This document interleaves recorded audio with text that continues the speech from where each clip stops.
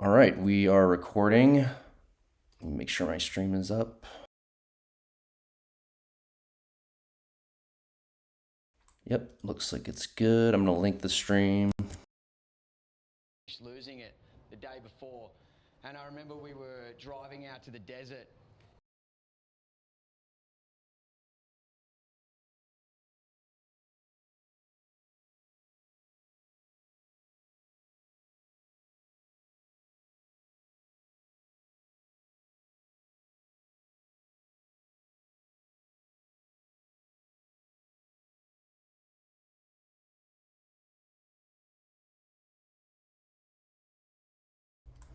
All right, there we go. Welcome, everybody. This is the Myth Podcast. This is going to be episode number 6, and we are going to be continuing our historical retrospective series in celebration of Myth's greatest tradition, the Myth World Cup. I am GKG. I am joined by my co-host Asmo, and we have two guests, Monty and Honky. Monty and Honky, welcome to the podcast. Thanks. Glad to be here. You had to drag Honky back over. It looks like he left and came back. Ah, gotcha. Honky, you there? Yeah, I'm here. Welcome to the podcast. We're recording. Yeah, thank you, man. I came in right for your intro. Do you see my stream up? Do you see that? Yeah, I see it. Thanks, dude. I see it. Cool. All right. Yeah, we're gonna start with some Q&A. Actually, is there any what did we do? We did just want to make sure I didn't miss anything. Follow up from last time. I don't think so, Asmo. Did I miss anything? Were we supposed to follow up on anything? Sorta. We don't have to do this time. I'm supposed to talk about the 2020 finals at some point. Oh, either. Yeah, that's fine. We can do that next time, just because. Yeah. So let's do some Q&A then. We're gonna jump into just same usual questions, and then we'll change up the Q&A a little bit later too. So first question for both Monty and Honky. Just first start with your myth origin story. When did you first start playing? How old were you? And just a little bit about that. We'll start with Monty. How about Monty? You can go first. Okay, cool. So I started playing Myth. I got it for Christmas in 1997. I got it.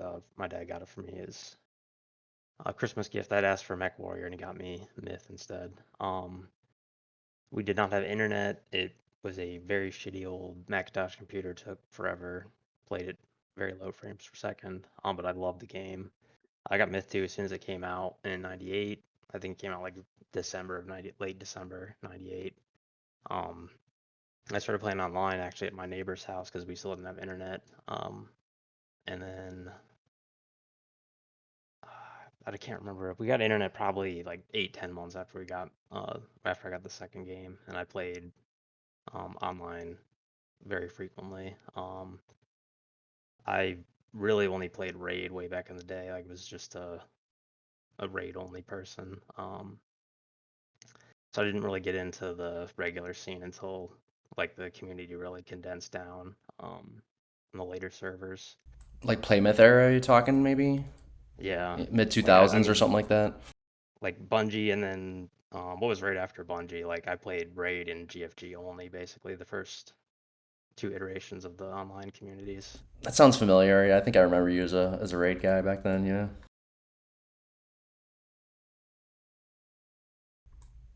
I think the first World Cup I played in was '03. I played on just like stupid teams early on.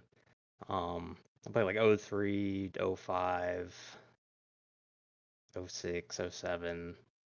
I wasn't on any like good teams back then though. I think I played on like the Elfoids team one year. If anyone remembers him. Oh yeah. The myth historian himself. Yeah. All right. Honky, you still with us? Oh yeah, can you hear me? Yeah. So question again for you. What year did you start playing? How old are you? And kind of what was the origin story behind that? Basically like Monty's 97. I was actually having a sleepover, and my friend who was a computer nerd, we went to Kmart. And he said, "Oh, this is game of the year." So we bought it, and then we were talking to chicks on Yahoo Chat, and then we were like, "Oh, let's try multiplayer." And then I became a raid whore instantly. Um, Played with Elite for a while, a bunch of different raid organizations, and then eventually, got drawn into MWC and all the more competitive scene after all my raid friends went there before me because I was like 13 and they were like in their 20s, so obviously I looked up to them. Is that how you So got connect? Is that how you got connected to GTM? Because I know Cap was a big raid player. Is that how you no, I joined them? actually never played with Cap there. Um, so basically, GTM lost other people like Cat Merck and all them because that guy from Argentina was paying him all to play for him, and Interesting. then the rest of us. No, they kicked me out actually. Because I was a raid whore and they wanted to play reg for a while, and then they were like, "Dude, you should try MWC," and then did a couple matches and I got hooked. What year are we talking here? This must have been around 2001. Circa, yeah, 201, yeah. And so who kicked you out when you say you got kicked out? Who's like running So GTM at that point? I was in a order with Rocket Dive, Tox, like basically like the second age GTM people. Oh, okay, interesting. So GTM kind of didn't exist in its original form at that point. Had a different name. Basically, Rattlesnake, Merc, and Cap left because Raku was paying them. He was actually kind of a visionary because apparently he was paying them, and it was like esports basically. Was Raku And on then, the 2001 roster for Angry Face? I don't like. Why would he be paying them? no, he was funding it. I don't know if he was on the roster. I know he was funding it though, Weird. How do you know that? Just because from talking to people? You because talked to Raku directly? Nate, Glue the Moose was like a production company out of Los Angeles. Oh, wow. Yeah, I did not know that. That's interesting. Yeah, look, Google it, dude. It's still there. Like it's a music production company out of Los Angeles. This guy Nate, aka Doraemon. Yeah, Dorman was like the leader. Okay, so that's like Yeah, his yeah, he real ran company. it. Yeah, yeah. He named it after his fucking company. No shit. Wow. And then basically all his best players were paid by Raku. Apparently, I obviously have never seen bank receipts or anything like that. But he was basically starting the first esports team. It was actually kind of interesting, like in hindsight, when Right. you think about it. So he basically stole Merc, Cap, and Rattlesnake, who were like probably the three top dogs. And then Rolling Rock was on I forget what he was on, like Sam Stone, SSHL, all that. Like I used to be on there with those guys, but basically Rolling Rock and his brother Ranger, they like joined GTM and then brought some people with them. And then kept GTM competitive. Otherwise GTM would have been a dumpster team. It's so funny. We did the 2001 episode with Merc, and he never mentioned Yeah, any I of should have this. been on that one, dude. He never mentioned any of this. He must have probably forgot, so long ago. No, But I've literally met Rolling Rock in person and hung out with him before. Raku was GTM though too, as well, right? Wasn't he? Yeah, he was like from like Argentina or something, or Oh, like okay. Brazil or something like that, like South America somewhere. Um, d how do you, and Monty? How do you both know each other? Is it from like raiding in the rank scene in Plymouth era, or how do you all know each other? I don't know how Monty knows me, but I know how I know him, so I'll let him go first. I mean, my memory is terrible from back then, but I really recall meeting him through Myth World Cup teams. Really, like I must have blacked out a lot of that time of my life because like I said earlier before the podcast started, like some of the films that I've watched recently of old stuff, like I don't remember being that sort of person, I guess. So, I'm interested to hear what Honky's version of that is, though. So, Oh no, it's very simple for me. Like back in like maybe 2010-ish, right around the era we're talking about, you were like we all used to fuck around like people were active. And I basically made a team with all the most active people. And I honestly like you've always been an under the radar player. And like I noticed whenever you were on my team, we won. So I was like, dude, this guy like he's a heavy hitter basically. So then like you meet Abs, Methan, like I forget the rest of the guys, but like basically like we formed all those teams and like you and Abs were basically the cornerstones. And like you were always I feel like you're still a heavy hitter player, honestly. Like I feel like I like fell off you a cliff. used to fuck people up, dude. Yeah, Honky, you missaid your joke. I don't know if you were joking, but you said that I had claimed. By the way, let me step back for a moment. I forgot to You claimed on mention. the forums many Did times that I? you Okay. discovered Monty. Okay, that I discovered. So okay, I believe it. Oh, I believe Monty's a it. fucking beast, dude. You know that. I believe it because this is something I'm always very proud to claim about. Like, I don't know if I might have claimed that about Absolute later on too, but yeah, I always like to discover the new talent. That's always been my thing. So that definitely sounds like me for sure. And I don't know if I was the first to discover him, but I think I was early to recognize it at least. Yeah, Monty, Well, you've always been kind of an underrated player that goes under the radar for sure. So well, our teams are always capped by basically me being the shitty captain. So like I was good enough to push good teams, but I never really cared, like I never really like had the mind or any of that to like actually, like actually like compete with name changers or some shit. Like we would put them down to 60 and then they beat us, right? mhm. But Monty and Abs would fucking have amazing stats every time. Yeah, Like abs. if it was channeled properly, we would have won all those games because they were better than Adrenaline. Fuck you, Rick, but they were better than all of them. Like it was my shitty captaining that got them halfway. I forgot to mention, by the way, that we're going to be covering the MWC 2010 finals, just in case everybody's wondering what the hell year we're doing. But yeah, so you brought up Abs, and he's also in this because this was like Abs is pretty new on the scene.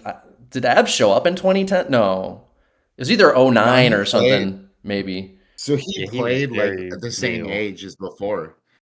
Then he went to college like the rest of us. And then he came back. But Like me, Abs. I don't know about you, Monty, but me and Abs both went to college the same year. We were doing the college thing, and then we came back the same year. but Abs was kind of unique because he didn't start playing Myth until like '09 or something like that. Yeah, he was a fucking heavy hitter, man. You know that. That dude could fucking wreck people. No, I know, but he was like this rare example of a guy who he Who was got like actually good in 1 year, like yeah. really fucking like just it's unbelievable how fast that guy got good. It was just But I he never seen played as anybody a do it. kid. He played as a kid, though. Oh, did he? Like earlier Yeah, on? Oh, yeah. so I he was don't like know his coming whole back to origin Myth? story. Yeah, yeah, Oh, yeah. He was okay. All coming right. back. Yeah. That makes way more sense to me. I did not know that because I was like, None of the holy others. shit, this guy got good so fucking fast. Nobody gets good that fast. It was like crazy to me. GKG, I may suck, but you always knew I had an eye for talent, man.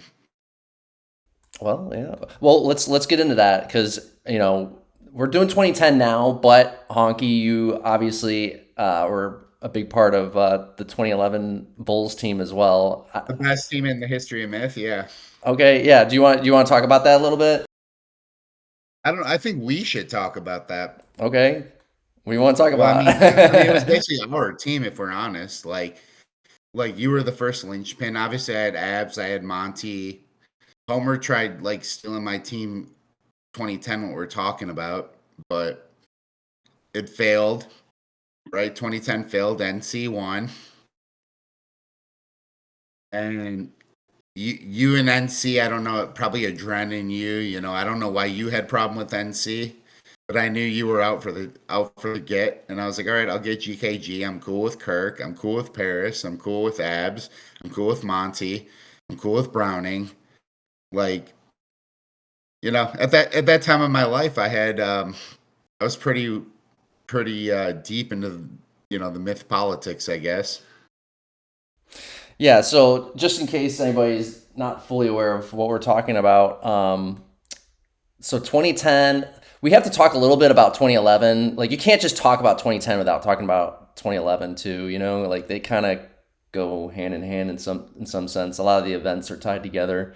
So They're 100% tied together. yeah, so we're going to cover 2010, but we're going to talk a little bit about 2011 as well, just because Honky's here as well, and may or may not get people back for 2011. Monty, I have a question for you. Yeah. Why did you used to play on our teams? Like you could have joined any team you wanted. I don't know. You guys were fucking hilarious. It's fun to play with you guys. Yeah, we had a great fucking team, right? Yeah. Like Like, we never won, but we had a lot of fun. kind of back to your point, like we didn't have a ton of like strategy. I feel like going into a lot of stuff, we just kind of went in and tried to fuck people over, fuck shit up. And, like that's always been my play style. Are you guys talking about 2010 or earlier than 2010? Probably 09. So what team was that? I don't remember the name, but basically 09 led to Homer's team that failed in the finals that led to Bulls. I do have a response from Shaister, by the way, about the team of NC for 2010. Okay, yeah, go for it, Asmo. So I was just asking some questions about his team composition and stuff. So he said Skal was the captain. He was always reluctant to captain. He was really good at facilitating the rest of the team. Usually he would start with a handful of units and help out whatever he was most needed to. Watching the game type, redistributing units to make sure everyone was busy, microing here and there, and just doing whatever he could to make the games flow smoothly for the rest of us. Striding was a team effort, but I spent way too much time on this, especially looking for weird bugs and passability issues that would incorporate into a cheat strat. And he also said about like the origin of the team that this is pretty interesting. So he says he thinks the first incarnation of name changers was as Iron Chef. I believe that was 2001 Mithril Cup.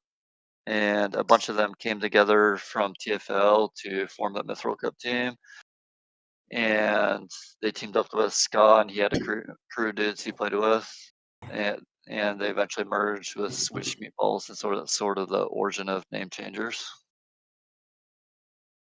Yeah, that makes Shy was and the NC team was pretty well known for like the way they approach strategy was they're always looking for those little nuances, or I don't know if you want to call them bugs or exploits, but just things that like especially the physics engine, they really like to find the little nuances of the myth physics engine and kind of like push it to the limits and see what they could do with it, right? So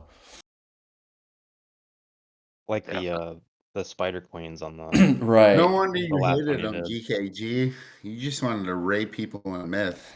not Well, fucking okay, ex- all right. Let's set the stage here. Okay, hate's a strong word, but we definitely had beef in 2010 for sure. So let's set the stage a little bit. So actually, let's talk a little bit about 09, the year before and the year after, because I think it all kind of meshes together. So 09 NC, the NC team in 09 wins their first MWC, right? And that the NC team that year looked very different because namely three people, myself, Genghis, and Homer, right? There might have been other. I'm not sure if there's others that might be included in there too, but those are the three that stand out to me. And then the three of us all left NC, kind of at different times, but all within that same year. We all left. And this is the thing I'll never understand, which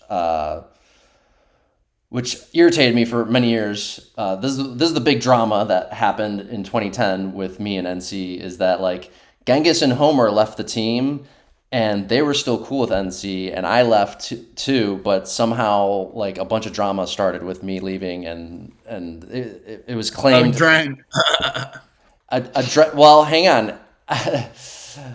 I actually don't think Adren's lying with what he said. So Adren at the time, and Adren's not here. I should have talked about this with him. We just did an episode. Oh with God, I him. wish he was. He'd hate me. But I'll try to phrase this in as fair of terms as possible.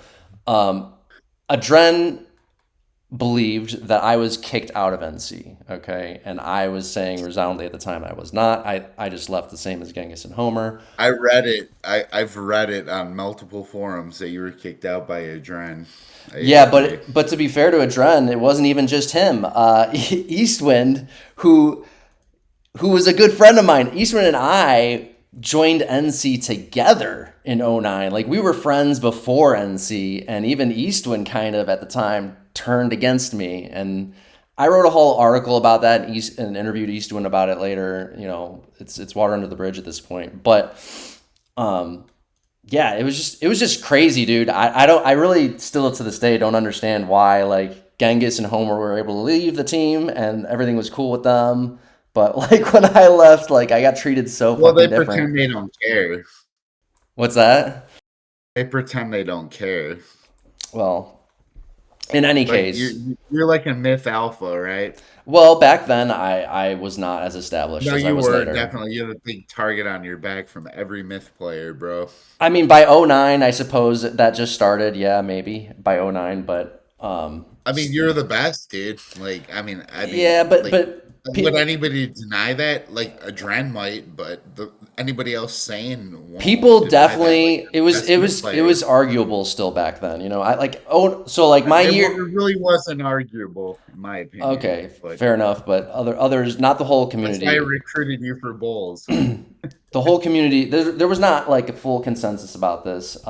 In 09, I had like a great year in 09, just like Chicken Wire had a great year in 08. Like Chicken Wire was Myth's best player in 08, you got to remember, right? Like he like won the fucking I think didn't he captain the 08 team too?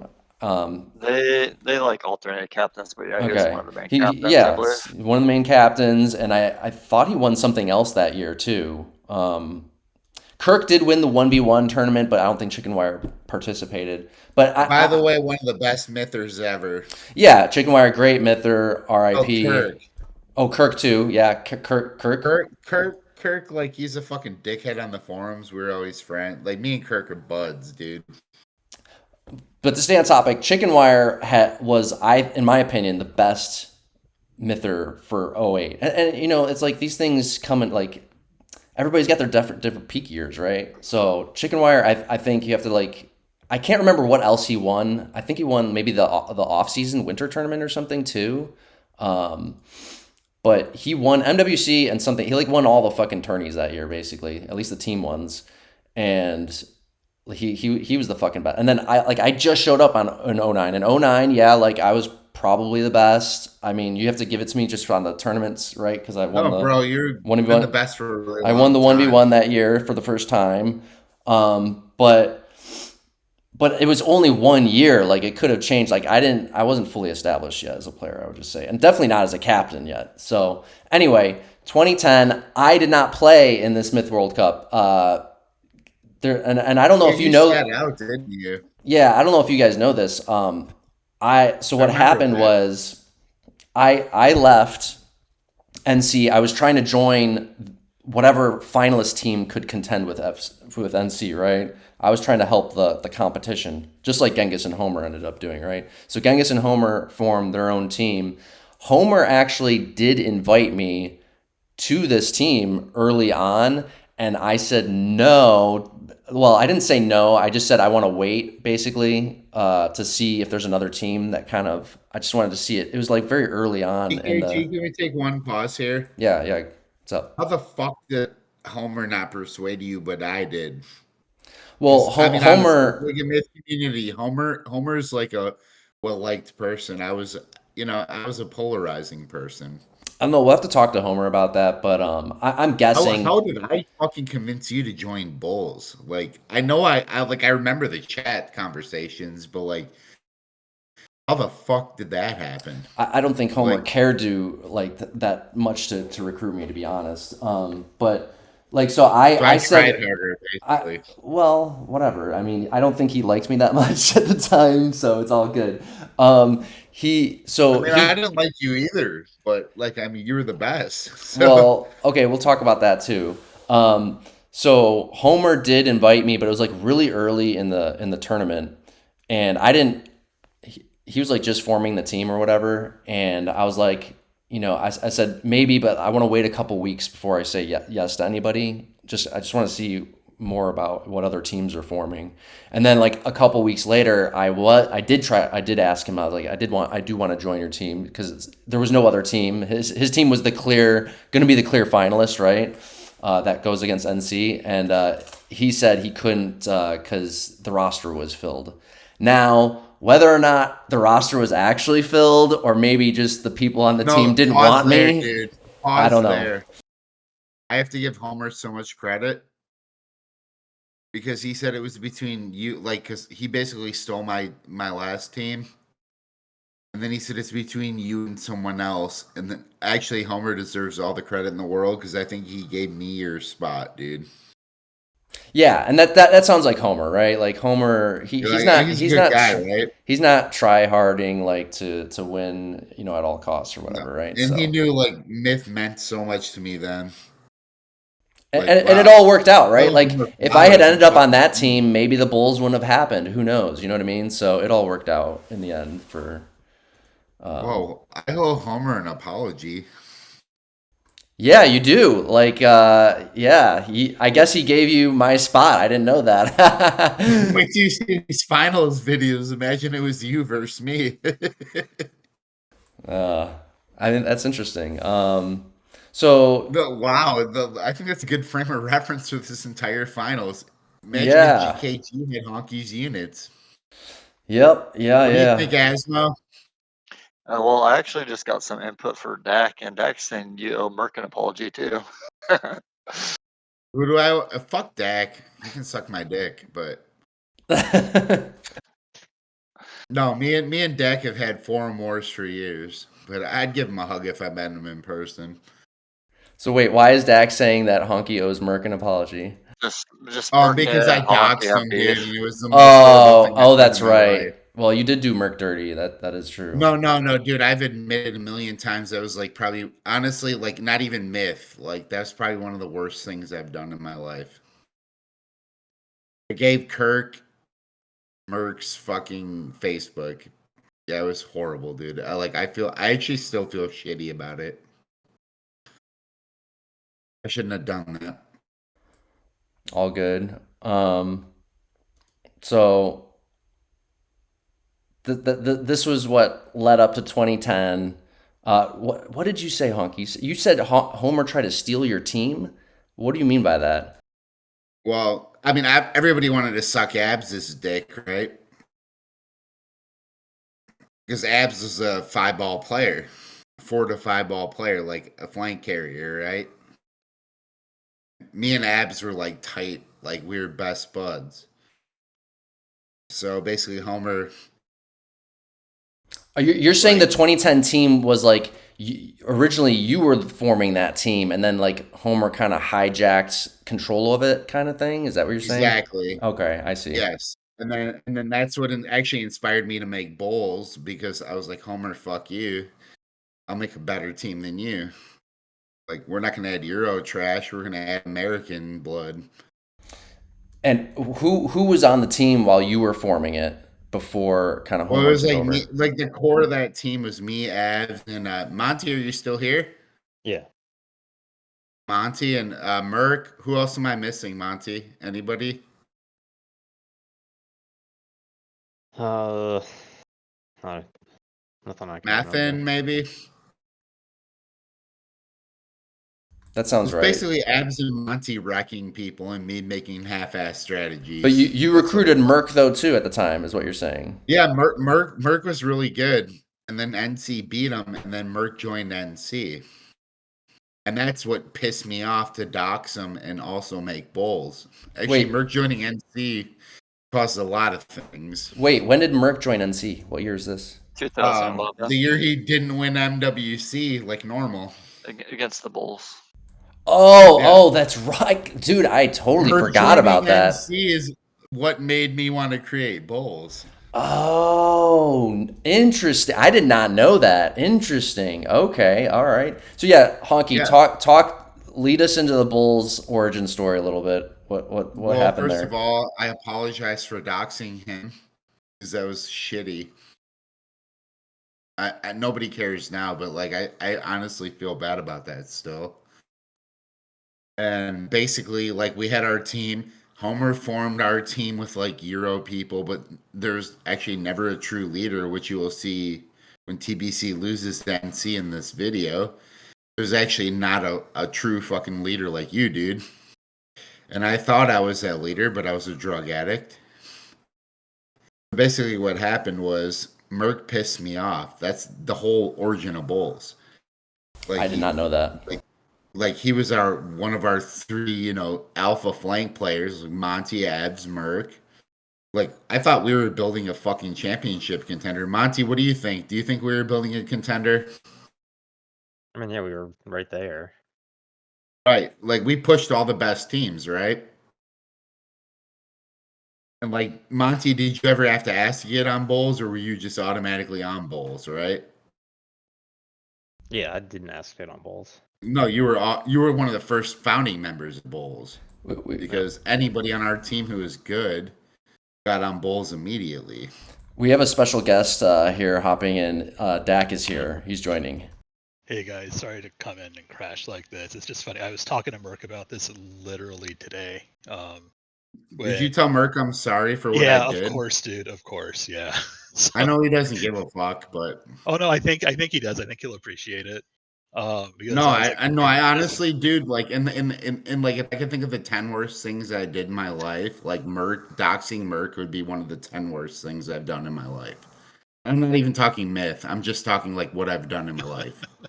And I felt fucking horrible. I've actually thought about Facebook messaging him and writing, "Hey, dude, I'm not going to say his name. Obviously, I know it because I doxed him.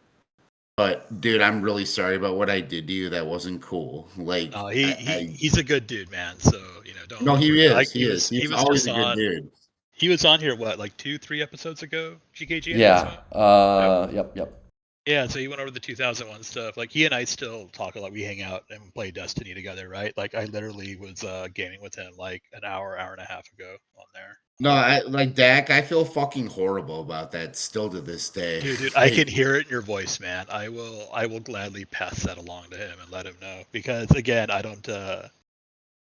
trust me, he'll hate me no matter what because that's who he is. But that's okay. Because I deserve to be hated. I don't know if that's who he is, and for what it's worth, he was kind of unhappy with the way things turned out when he joined NC as well. I bet he was. I formed fucking Bulls. That's what we're talking about. So yeah, like literally, it's hilarious because he and I were talking about this just a few hours ago today. I didn't think it would come up, but he wasn't. I guess he got benched on the Bulls or something like that. I don't know. I wasn't. No, you mean on NC? Me off my team. Yeah, I'm sorry. Yeah, on NC. I apologize. Yeah, when he joined NC, he apparently got benched for a series. I don't know if it was like the finals or if it was earlier or whatever. I don't remember. I can ask him about it. I or think it was the maybe finals. you guys will see it. Yeah, maybe you guys will see I think he was it. playing and then Thalner replaced him at some point. GKG, I don't know if we have to have a film review tonight. I think it's like a politics review. We could maybe do that too. What do you think, Asmo? It's like all politics, right? If you want to, we could just do this and then we could add on. I mean, me and Monty, we played myth. I mean, Monty's better than I am, but he's not like a strategical genius or anything.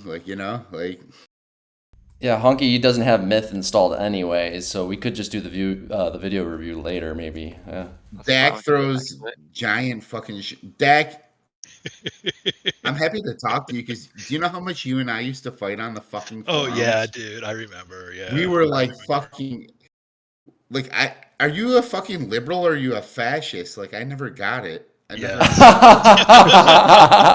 That's hilarious. I think the never answer actually understood, to like, that is yes. you're like, I live in California, my wife's Iranian, and like I hate everything. Oh And I'm man, like, I hate that was a everything long too, but time what's your ago. Yeah, stance? yeah, that was a long time ago. Yeah, I don't know. I don't know GKG, I if I think want to that'll be the broadcast best this to episode Twitch. ever. No, don't. Let's keep it on myth. Let's not get too personal here. Yeah, No, if we could find the 2010 forums and say whose predictions came true, that would be your best episode ever. Are the 2010 forums, if the Wayback Machine comes back? By the way, just so everybody knows, the Wayback Machine has the 2010 MWC 2010 website, but it got hacked, so we can't see it. oh, that's funny. Hopefully it comes back up, and maybe that's another reason to maybe do the video later. But So GKG, You you're guys saying you remember the don't want me to Absolute explain? tournament? Oh, sorry. Go ahead, Honky. No, go ahead, Dak. I was gonna bro. say we're on How are you? Twitch, so you don't want me to explain like alternative theories about what happened in Germany in the 1940s? Is that what you're saying? yeah, let's No, I was let's talking shelve about how that for another day. Absolute tried to fucking dox Coup by switching his IP down. Wait, who tried to do that? You guys remember the Absolute tournament? It's like 2010-ish. Yeah. Wasn't it called NML 2010? Are you talking about that No, one? it was called the Absolute Oh, tournament. okay. Yeah, that sounds familiar. Abs hosted it. Okay, that's right. Yeah. And then Coup is like being a dickhead. So then, like, he tried doxing him. And they were like, yeah, you live in Carroll Stream, Illinois. He's like, yeah, dude, that's the biggest data center in Illinois, you fucking idiots. Who's trying to Like, dox? we thought we were so smart. We tracked him down to a Who was giant trying to data dox center. who? Abs was trying to dox Coup. What? Why is that? I didn't think Abs was the kind of guy trying to dox people. Like, that's Well, kind he of was, shitty. he had me in his ear. Yeah. He had Monty in his ear, right? Monty probably could have done it with his fucking NSA credentials. NSA credentials. Man, what did I stumble into over here? Monty knows how I like to bait conversation. All right, so let's get back on topic here. All right, so Honky, Merc joining NC is kind of the whole motivation for you to want to form Bullz. Pick it up from there. Motivation, it fucking infuriated me. Yeah. So what did you do? Like, how did it? You just Well, I think just I pick up need the to story. set the table. At the point of my life, like now I'm doing well, but at that time of my life, all I had was this shitty tournament, right? And I was very angry by that because I felt like we were right. Like, I don't know, Monty, what do you think? Do you feel like we were like close to fucking becoming a true contender, or? Yeah, I thought so. So Monty probably felt the same way I did. Is this before or after 2010?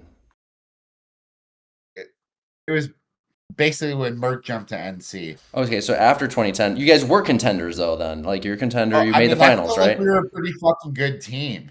Mm-hmm. And then Merc, he tried to take the easy road, because Kirk was dogging. I mean, I think it goes back to Kirk dogging him on the forums all the time. Hey Merc, you never won MWC, blah blah blah. Like, I got to him. So he jumped to NC. So you're the one who kind of I didn't realize. I remember Merc kind of getting a lot of shit, and I didn't realize that you were kind of the origin of all of that. It sounds like. No, I think Kirk was. I just kind of jumped on for the ride. Oh, Kirk started it, and then I mean, Merc was on my fucking team, right? Right. Like I thought he was cool. He was a good player. Like, he fucked us out. I feel like in the finals he went fucking commando and fucked us, but whatever. Like, he's a good player. And I was kind of infuriated when he left our team, so then I doxed him. And I felt really shitty about that. Like, now I do. Obviously then I thought it was fucking warranted and I thought it was hilarious, but now, obviously, as a grown-up with children and a family, I'm like, wow, that was really horrible what I did. And, it just, yeah, he fucked us. He jumped on NC. It was like easy because like believe it or not, like even you GKG, like when you would see Kirk sitting there, hey Merc, hey Merc, hey Merc, like everybody's like fuck Merc. So it was kind of an easy sell when you use that. Well, Merc ditched our team to join NC. Oh, Merc's just trying to chase a ring. Well, we can't let that happen. Well, when you say even you, GKG, like, what do you mean? Like, what was I Well, piling just on feel like Merc as well, or what? subliminal to everyone. Like I feel like Kirk was very influential. I don't remember having any bad blood with Merc at the time, though. Like, you got to remember, Kirk and I were not on great terms either. We can talk Who about brought you that. guys together? I forget. Yeah, exactly. That's what What are you that's what I talking wanted about? you to get into because it's not Merc might be the motivation, but like what did you do to start forming the team? What Well, I mean, question: do you remember that time we were doing scrimmages and we wrecked everybody, and you and Kirk were throwing? No, I don't. Well, all It right. So we sounds were it playing. sounds it sounds like that would happen definitely for sure. Yes. We were playing a pub game, and I added Kirk to our team, of course, because then Steve, like we were scrimmaging, having fun, and you and like Kirk just fucking kicked him for like fucking like 75% of the damage. You know how that guy throws, right? Yeah, Kirk is a great thrower. Yep. Like he's a fucking phenomenal player. And I was like, hey, let's talk. And you were like, and you just wrote back, let me guess. You want Kirk on the team. And I was like, duh. And you're like, Oh, yeah. right. Yeah, I remember that conversation. Just you Yeah, you mentioning were it. like, Yeah. yeah, you were like Kirk on the team. I was like, duh. And you were like, yeah. And then what happened? Yeah, so what I remember, and Monty, do you remember any of the? You probably weren't part of the early conversations, Monty, at all. I don't know, No, I but don't think I was. yeah, all right. This is what I remember, Honky. I remember. Okay, I remember what you were just talking about. Yeah, that does sound familiar. And then I do remember like you got me, Kirk, and Paris all like in a room together, basically, right? Because like No, you in Paris. just me and Kirk, Paris. because me and Paris are really good friends even to this day. Like we have cell phone numbers. No, no, no. I know that, but as I recall, I definitely didn't get along with Kirk and I. Actually, were friends years before all of this. I don't know, maybe like '07, '08 time frame. Um, and then his personality like totally changed, and he got really good and way more competitive, and he just started talking shit to everybody, right? So, Which was hilarious. which was often hilarious. Well, for me at Maybe not least. always for me, but maybe not Rick, but and then but I also did not get along with Paris at the time either. So it was like we had to do this it was kind of like and I don't know how Paris felt about Kirk. Do you know how the fuck did I sell you then if you didn't like my two best Myth friends? you didn't know that I didn't get along with Paris either? You didn't know that? I didn't care, I think is the thing. Yeah, no, I didn't get along with either one of them. And then I do work you in know how sales, Kirk and Paris were? I sell shit. Did Kirk and Paris get along? I don't know actually. I think they were indifferent. Wait, didn't they team together in '08? Oh, they get along Yeah. together. You know, they're both boisterous personality, Myth personalities. Like they love talking shit on the forums back when those existed. But they teamed together in '08, so I think they probably got along for the most part just fine. So I guess it was yeah, I agree. They probably would have.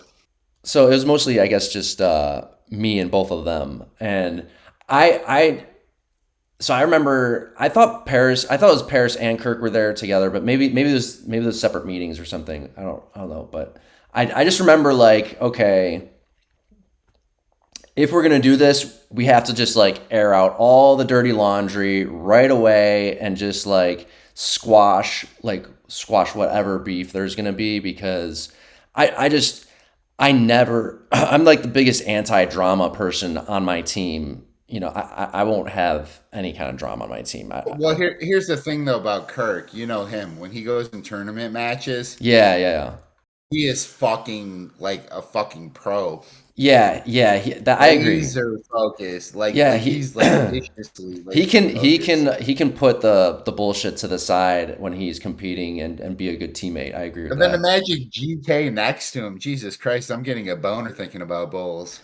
Yeah, so the 2011 Bulls team, very Best team ever. unique, very unique in that like you have like Kirk, Genghis, and I, like basically the three best throwers of all time, probably. Like I'd be hesitant to say who else would be in that list. You know what I mean? Absolute is a role player. Like, Yeah, like the throwing on that team was like unbelievable. In fact, the throwing on that team was so unbelievable. I literally didn't take tro the entire fucking tournament because I was like, I don't need to. Genghis and Kirk were like, top tier. So, I. By the way, I also want to say we're starting to get into, since this is no longer about MWC 2010 exactly. We'll kind of who like, cares? yeah, Just we'll let just it go roll. about Bulls a little bit here. Um, Genghis had, and I think still to this day, one of the best performances of an individual player in an MWC like of all time that year. Like You remember that dwarf unbelievable. sequence that he had? What's that? That dwarf sequence? I don't know. He had Dude, there was a this few dwarf different good plays, sequence. probably. He like kills. It was one of those allies games. Dude, he fucking killed two whole teams with one dwarf. Like, it was the craziest shit I ever Yeah, seen. he's a great dwarfer for sure too. But like, Well, he, GK's amazing. yeah, Genghis, great fucking phenomenal player. I think around that time I was teaching him melee as well. I mean, he was already a great player, but like I kind of just like helped him refine it a little bit better, even. And and then he was our. I always considered him our primary thrower for Bulls and Kirk secondary. Um, and I didn't even have to fucking throw at all. And Genghis, like for sure, that I think that was his breakout year as a five baller. I don't. I'd have to look at the 2010 films. I wasn't in that finals, but I think it happened for him in 2011, and yeah, like oh my god, capping him was like dream come true because like man, like I remember saying in our team forum chat, I don't know if you guys remember this. I was like, everybody needs to play more like Genghis. I was like, the dude is like so fucking flawless. It was like unbelievable, great tournament for him. He had one bad match like near the end of the tournament, or not bad match, but bad game. Like one bad game maybe in the whole fucking tournament. So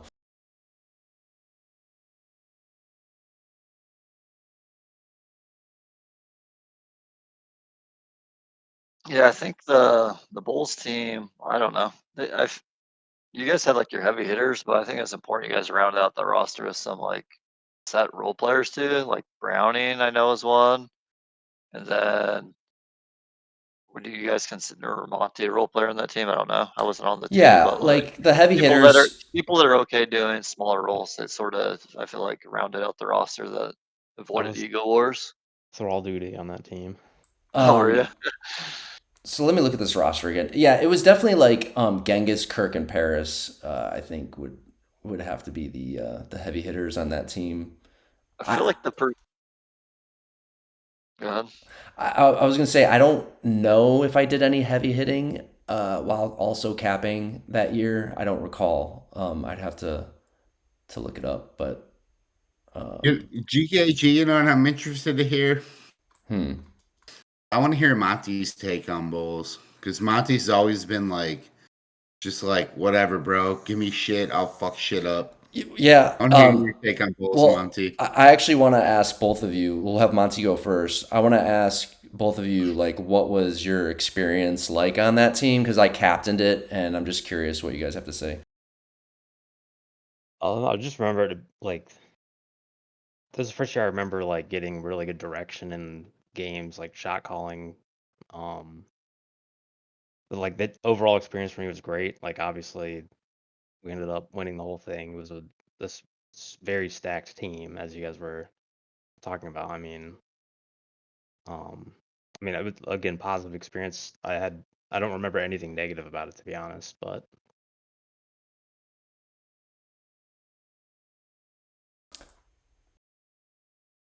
Monty, you handle your words just like you handle your fucking units, dude. Monty, let's. I gotta pull a little bit more out of you than that. right. So You are a fucking ice cold, bro. I love it. so like, Monty, did you Please don't hack my computer. did you what did you think of like all the like I wrote a lot as captain, right? Like I gave team feedback every match and I wrote these big strategies up and stuff like that. So like what did you think about that? Did you ever see anybody do that before, or No, yeah, did you think it was too much or what? no, I mean, like I said, appreciated that. Like that was the first time, definitely the first time anyone had gone to that level, and I guess that's more the standard today for sure. And it definitely changes the way the games play out. Um, so 100% was a first time experience for me, and I really prefer that, I guess. Definitely something that I am not capable of doing. So I appreciate the time and effort that's put into that for sure. Now the feedback, like I definitely am critical of how I play when I watch films or anything. Monty, look at your fucking ratios, dude. They're always the best.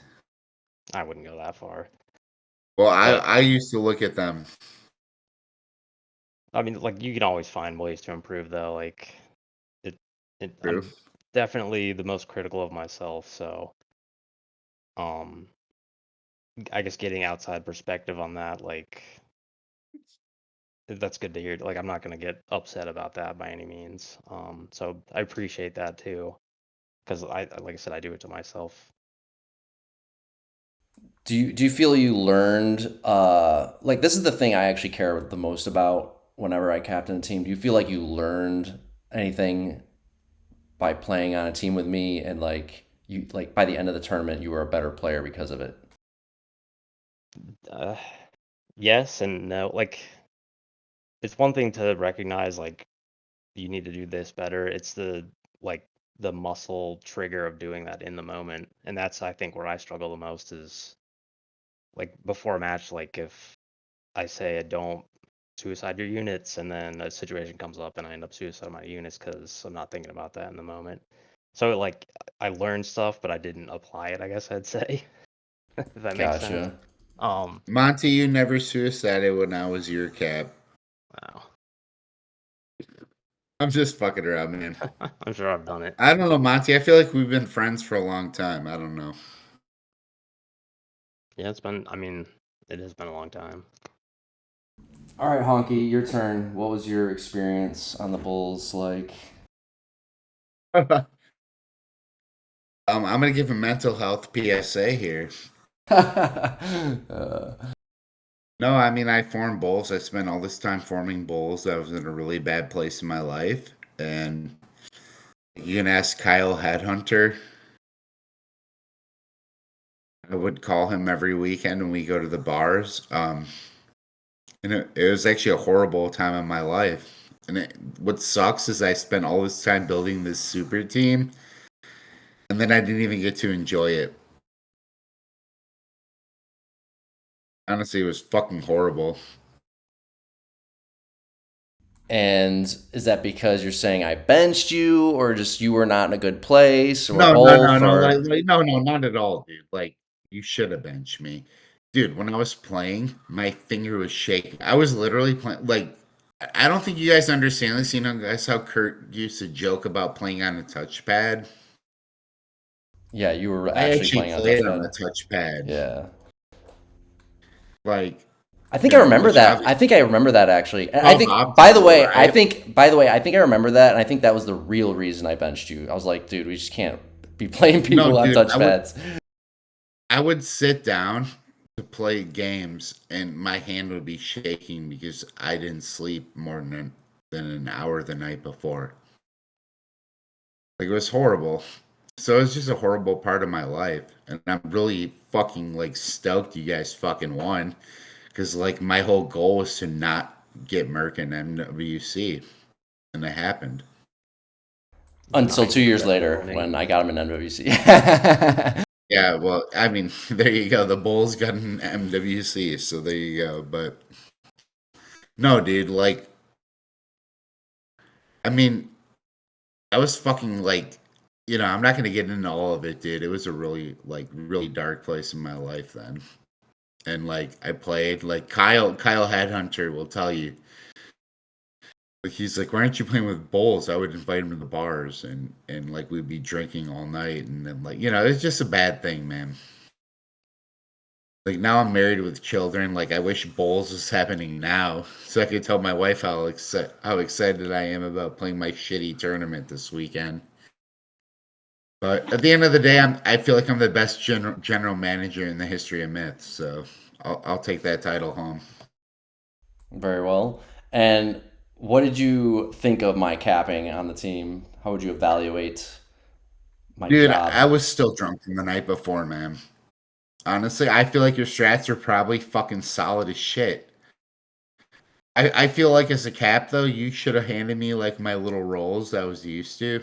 Not like, here, Honky, take all the fucking Stampede units. Honky, take all the most important shit in the whole fucking team every time. Like I know you were purposely sticking it to me, but like, dude, my hand was literally shaking. Like when Cremisi's fucking stamped me, my hand was literally like violently shaking on the fucking mouse pad. I just want to point out that I got a lot of shit, including from our own teammates, for telling everybody on the team to fucking sober up for fucking matches. Well, who do you think instituted that rule? I remember reading those forum posts. But like, I was the reason for it, dude, and it was rightful. Like, if you guys wanted to win, you had to. I mean, Limp was collecting Transformers at his mom's house. Like, you guys had to fucking step up.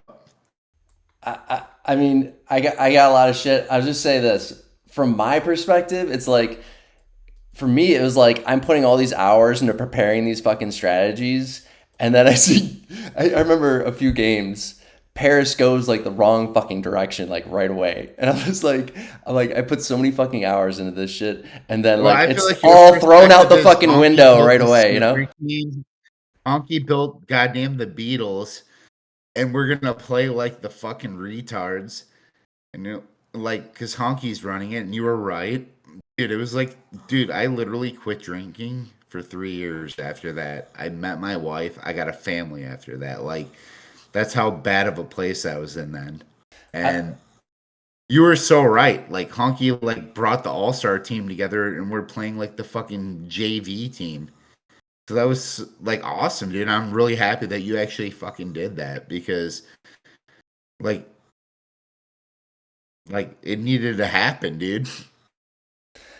I mean, yeah, for me, it was just like, I'm putting a lot of effort into these strats, and I really would like to just see them executed properly, kind of thing. You know what I mean? You forgot I was stratting at the beginning Oh, I don't for remember like that. 5 minutes before, like drunk from the night, the bar the before. Oh, rush! Like it was always my strat, rush.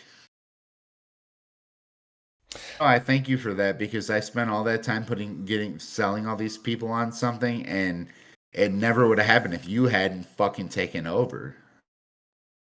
So I actually honestly appreciate that, dude. Like seriously, like these like for some reason those people believe in the biggest idiot on the forums, and you actually made it happen, man. I don't think anybody thinks that. It's in your head. You gotta let it go. No, no, I mean, dude, I fucking failed them, but it's cool. Like, I mean, it really doesn't affect me.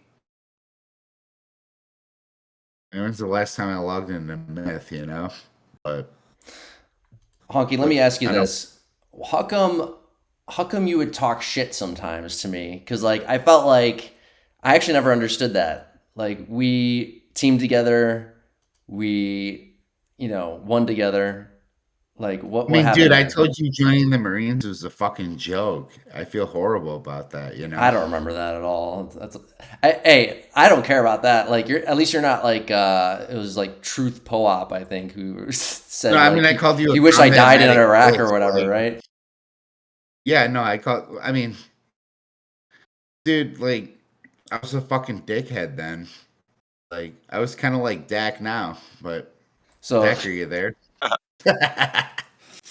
But no, seriously though, like I was a fucking angsty fucking child. My life sucked, so I wanted everybody else's life to suck. gotcha. So I Okay, said horrible things. makes sense, I guess. Um, Maybe truth a little bit, maybe no truth, you know? Like I like to base my shit talking at least some degree of fact, but or at least opinion. So no. I mean honestly, I'm married with a wife, 3 children, like you know, changes your perspective, right? for sure, for sure. We're all older and more mature now. I mean, hell, like you said, we just did an episode with Adren last time. Like, I wouldn't have been able to have a chat with Adren, right? Like so many years I would ago. love if it, I bet you me and Adren would be going at it tonight, but Oh, you guys have beef still, or what? dude, you know how far the world's come? I used to make faggot of the year postings. And Adren always won. He was always number one. Like no matter what anybody did. Like, you know, because when people are fighting on forums, like probably not PC language, but I mean I made faggot of the year postings every year, and Adren always won. I didn't know you had beef with Adren, but hopefully y'all I don't can think we get over really that. did. I just think I like talking shit to him because Kirk didn't like him, and me and Kirk were friends.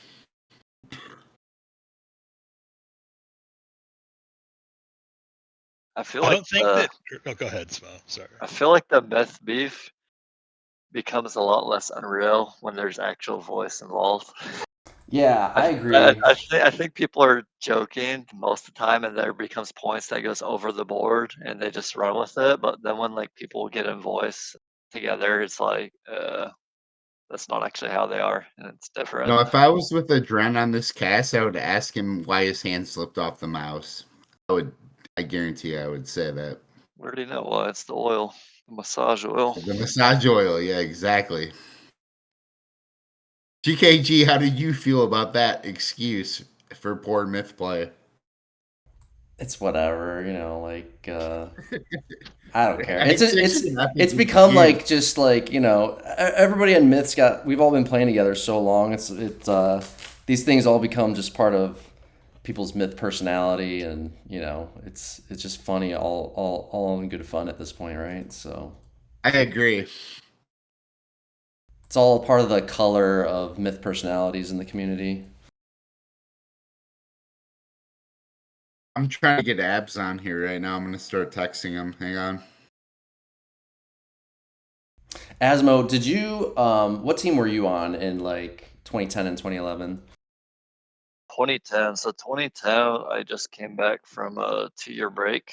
I was at my last Myth World Cup before 2010 was 2007, and I was on a team with Roadkill in 2010. I'm trying to remember who else was on that team. I don't know. It was a Roadkill team, and then 2011, I had been back for a full year. I made my own team. I wish I had films from that year because I was like decent players on it. Actually, I had Apollo from like NC, SM, Fire from MP.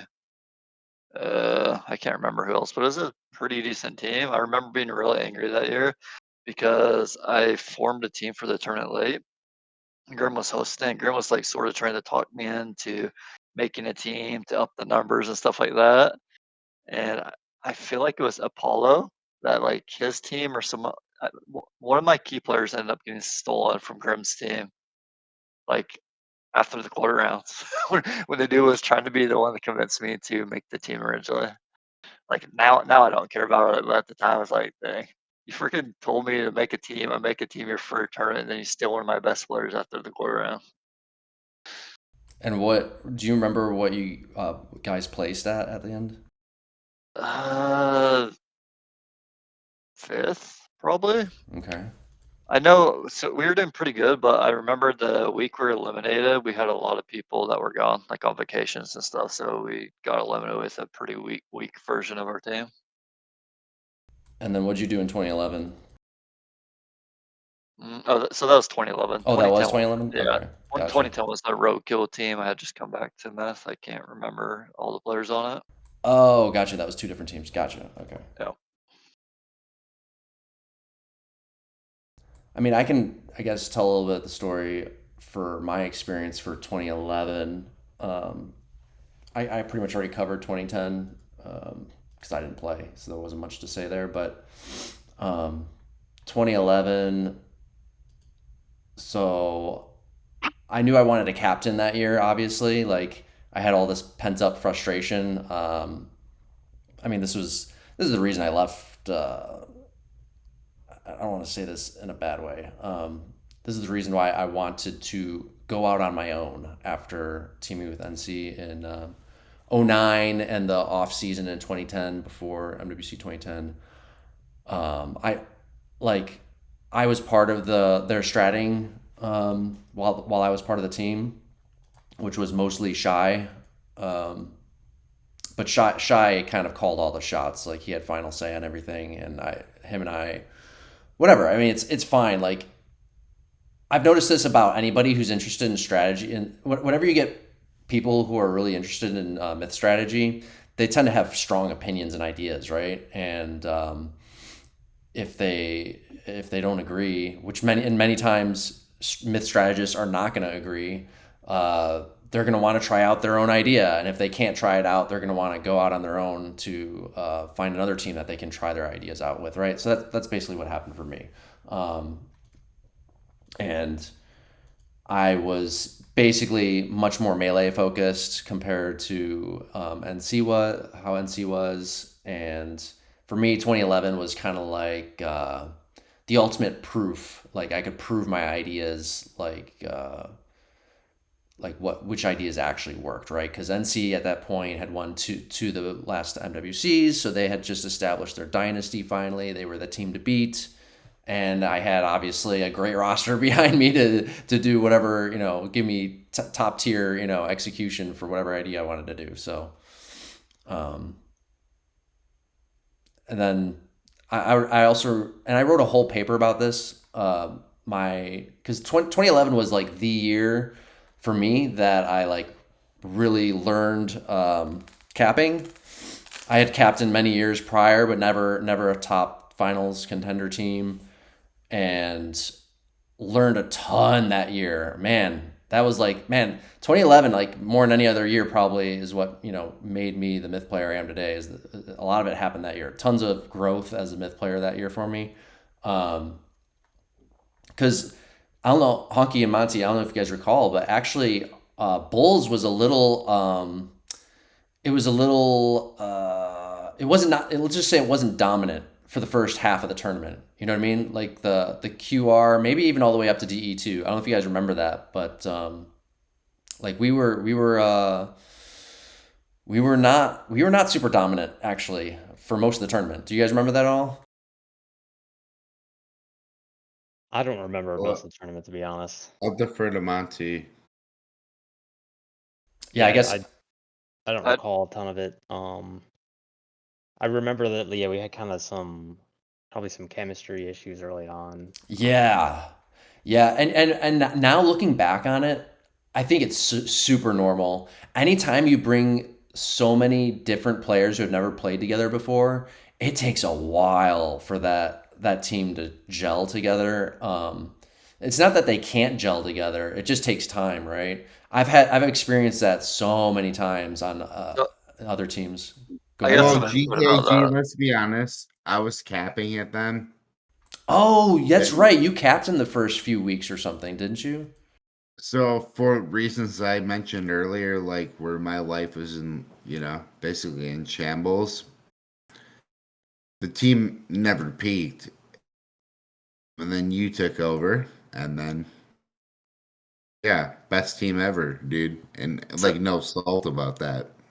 So I got some input about that. So that seemed to be We promised everybody the best team ever. And you that, delivered.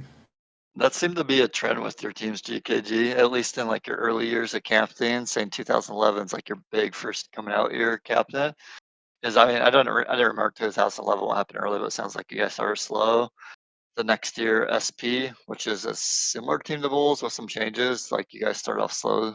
I mean, you had Paris captain, right? You guys got freaking 5-0 by the team you guys ended up beating the finals, and then I was on your team in 2013. We started off slow, Yeah, slow and so again. they eventually there became like these all-star games where the intention was to get a great match in 1 week where you didn't have to commit like a full month to getting that one great match.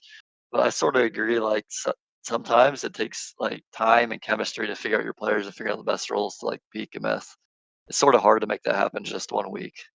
100%. Yeah, I've noticed that I lose a lot of my advantage doing those like all-star matches, or if I show up trying to captain like the last week or two of a tournament or something like that.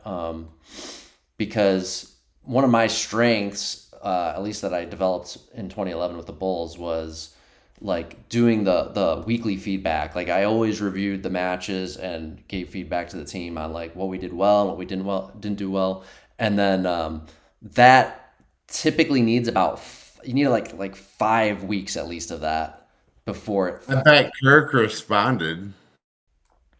Yeah, no, yeah, and I was concerned at the Yeah, time. but see, that's the point I want to make today. Like Kirk, most underrated myther ever. That guy's fucking 5 balls across the board.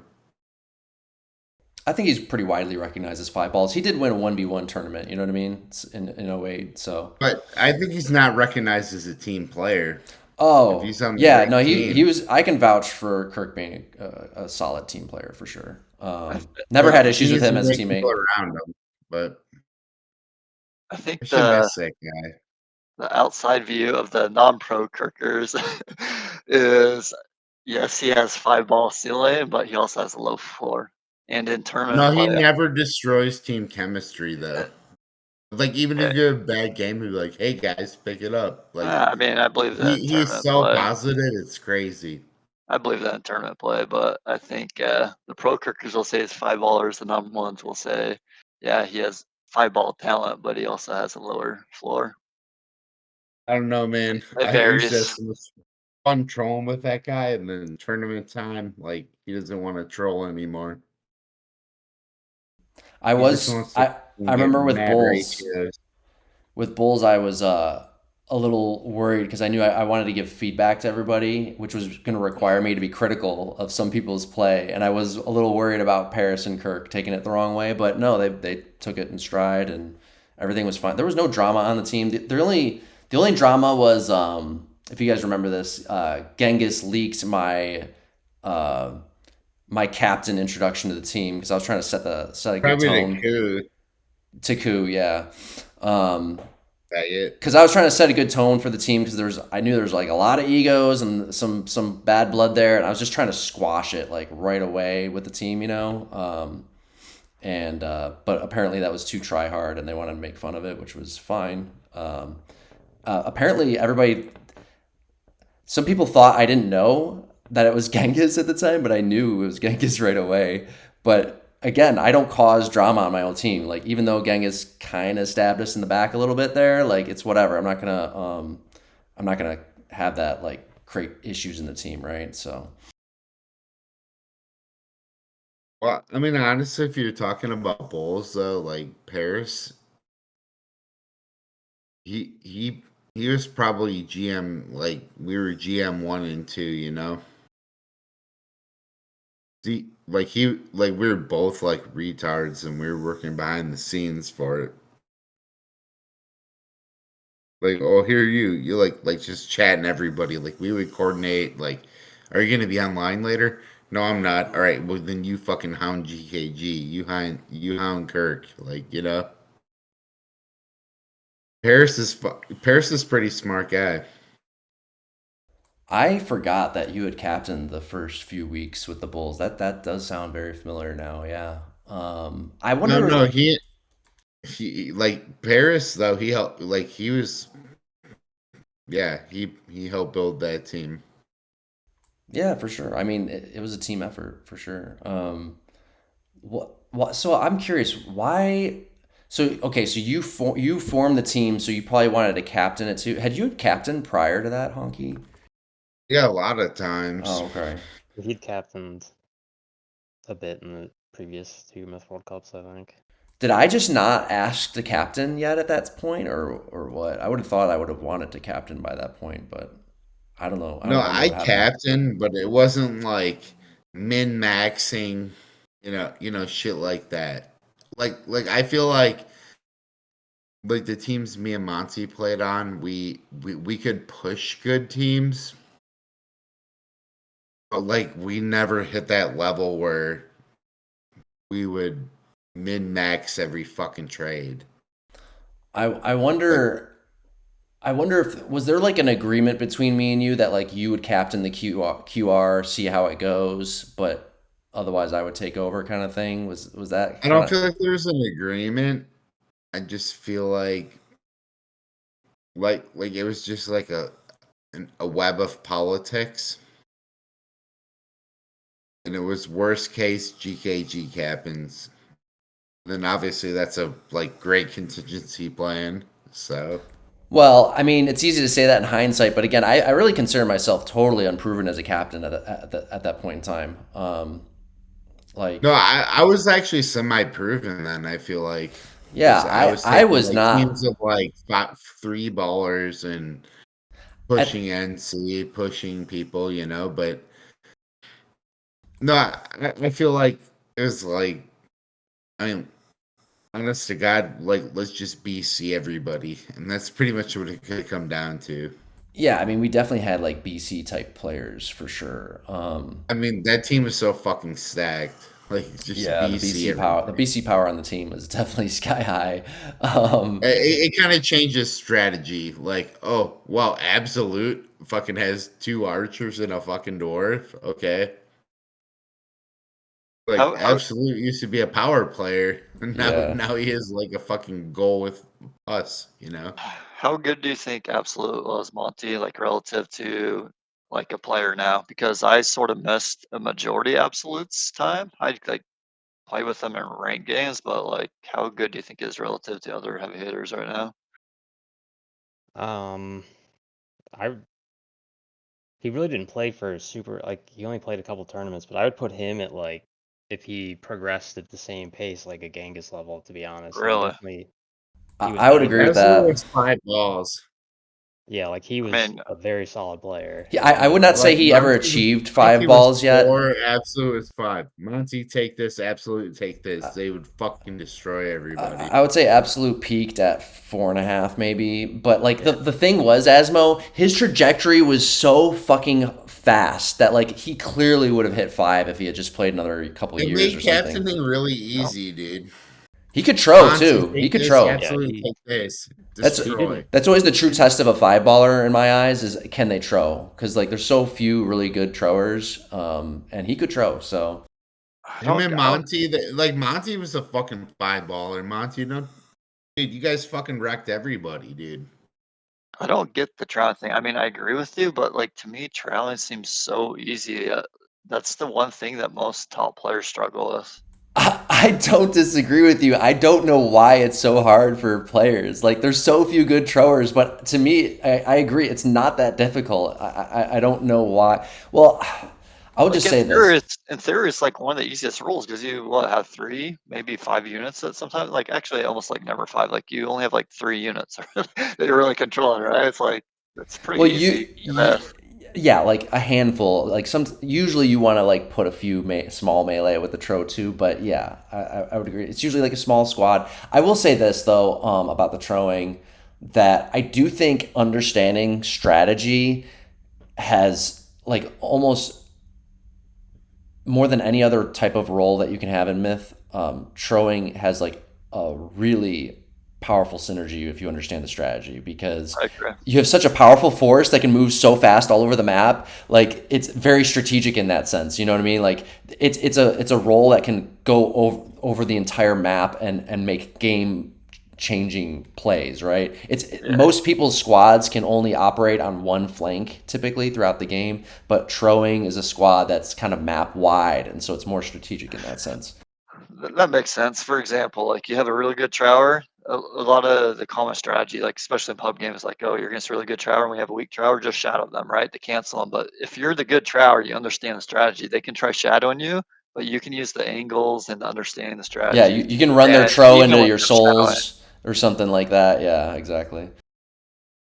But like even like the like just fundamental concepts of tro arty pushes, like tro arty synergy. This is why I keep talking about it, dude, because I see so many people not see it. And they've been playing for 20 years and they don't see that, like, hey, you shouldn't be using your tro like that. You need an arty piece with it, kind of thing. And hey, I fuck it up sometimes too, but statistically, we're talking about generalities and statistics here. Like, But dude, you operate on a plane that most people don't. I mean, I feel like people should understand the concept though, like really well, because it's like the whole, like, how many thousands of games of Well, yeah, dude, I proving understand grounds the has people concept, but played? I can't sit there and click 742 times in 4 seconds. Like, Oh, gotcha. that's the difference. I'm not Korean. Yeah, the concept of PG is like you push the tray on their face, get their guys to group up so they get lock shots and stuff, different stuff like that. But yeah, people don't do it in competitive play for some reason. Or I mean, some people do, but it's not. You think it'd be like an automatic thing?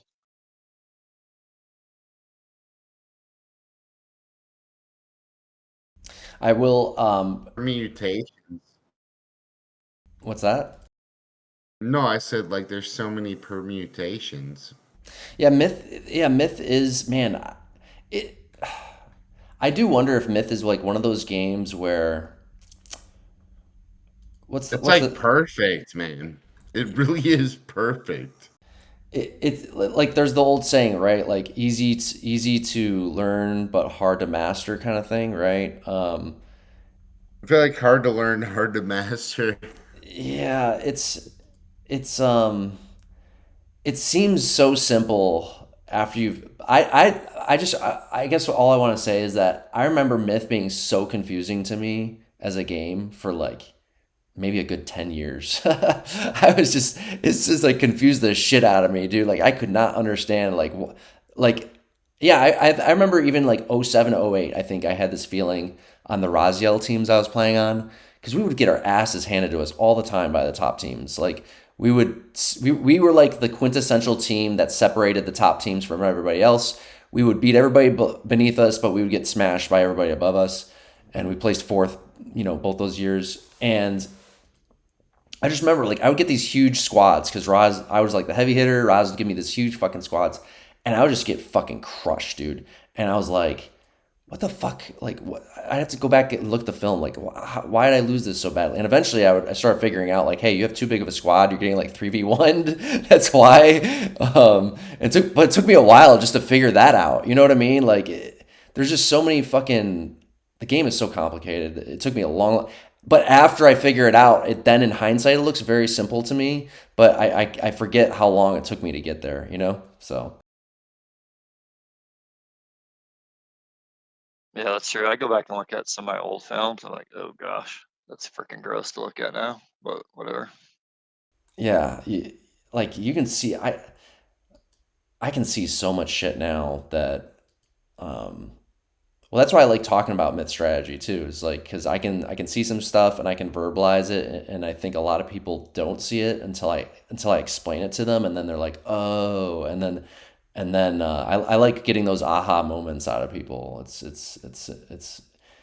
Having the eye for the game. Everybody's got a different eye for the game, and they see different things because it's such an abstract, complicated game. You kind of have to you have multiple people looking at the same thing, and they see totally different things, and that's what I love about the game. It's fucking amazing like that, right? Even to Yeah, I that always aspect, wondered what TeamSpeak would have done That's what because, people like, use I used to now. play. I switched from Myth to Eve. You'd have 2,000 people, like literally 2,000 people in a fleet, Yeah, it's crazy.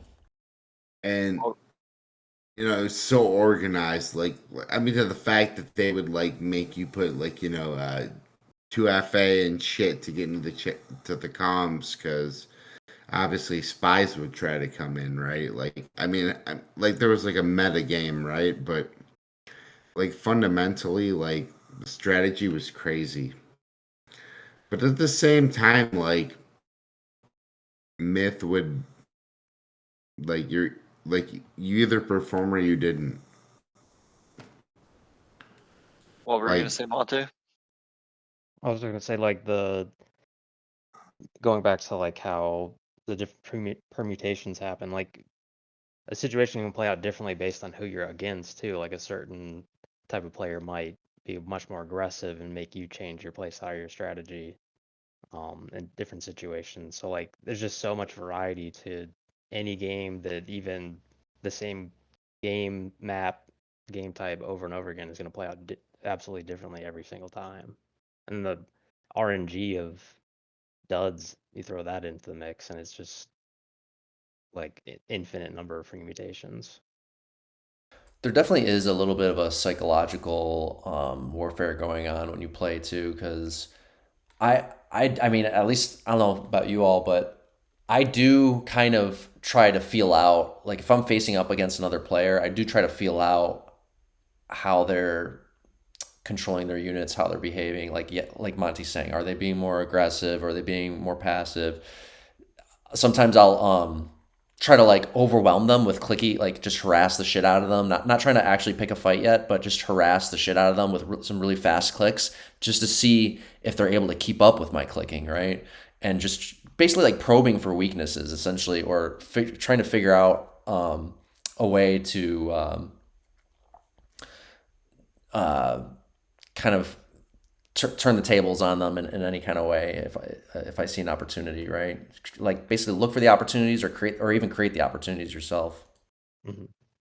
The number one way I try to do that, for example, is with warrior packs. Like I say I'm on a flank against a matchup with another warrior pack. I do the math real quick. If I have less warriors than them and less plus than them, like I'll fake aggressive.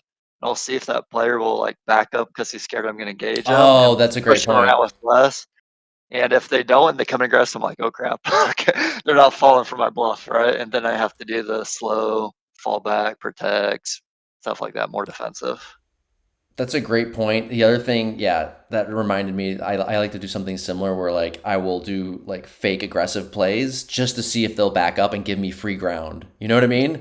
Like I see Yep. players do that all the time. They just give me free ground. I didn't have to do anything to earn it. You know what I mean? And I just do that a few times, and next thing you know, like I fucking control like a huge chunk of the map now just for free, right?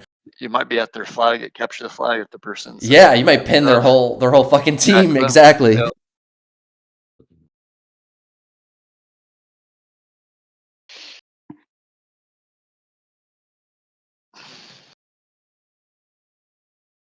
Would you ever come back to Myth Hockey? I know we've talked about it sometimes, but we haven't seen you, what, 2012 or later even?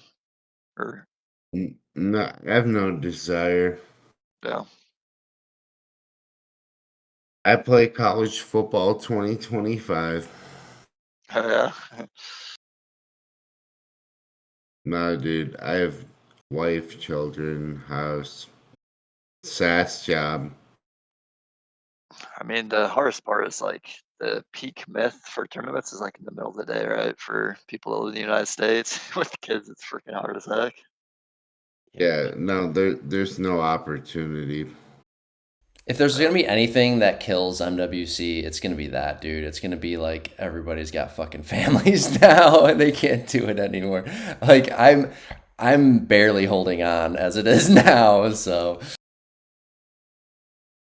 I basically can only show up, and I can't captain anymore. Basically, right? Like I had to give up responsibility for that to LSO, and I pretty much just show and play, and it's rough even for that. So yeah. I think the part for me is like the player base is so small, and you have these built-in relationships where Americans are team with heroes, and you like their play style, like their personality, stuff like that. Like ideally for me is like you have American, like North America time zone teams, and then European, and then so instead of playing freaking middle of the week every week for a match in Mythril Cup, you'd play like 3 night games, and then that 1 week you have to play Euros. You can sacrifice that 1 week in the middle of the week, but it doesn't work that way. Yeah. Because night times for parents like the best for sure. Their kids are sleeping, they can actually be free. Yeah, you can't fully focus on the game for sure. Monty, you still play, right? Yes, I play occasionally, yeah. I played in the last free-for-all tournament, in the last Myth World Cup, but I get some occasional games in. He only plays because he's NSAing you. No, I don't do security stuff. I'm just teasing you, bro. Actually, since this is more of a dedicated episode for just discussion, let's do some a little bit more Q&A. For Honky and Monty, how do you describe this is a question I like to ask everybody. How do you describe yourselves as players, like as far as your play style, what kinds of units you prefer to use, etc.? How do you view yourself as a Myth player?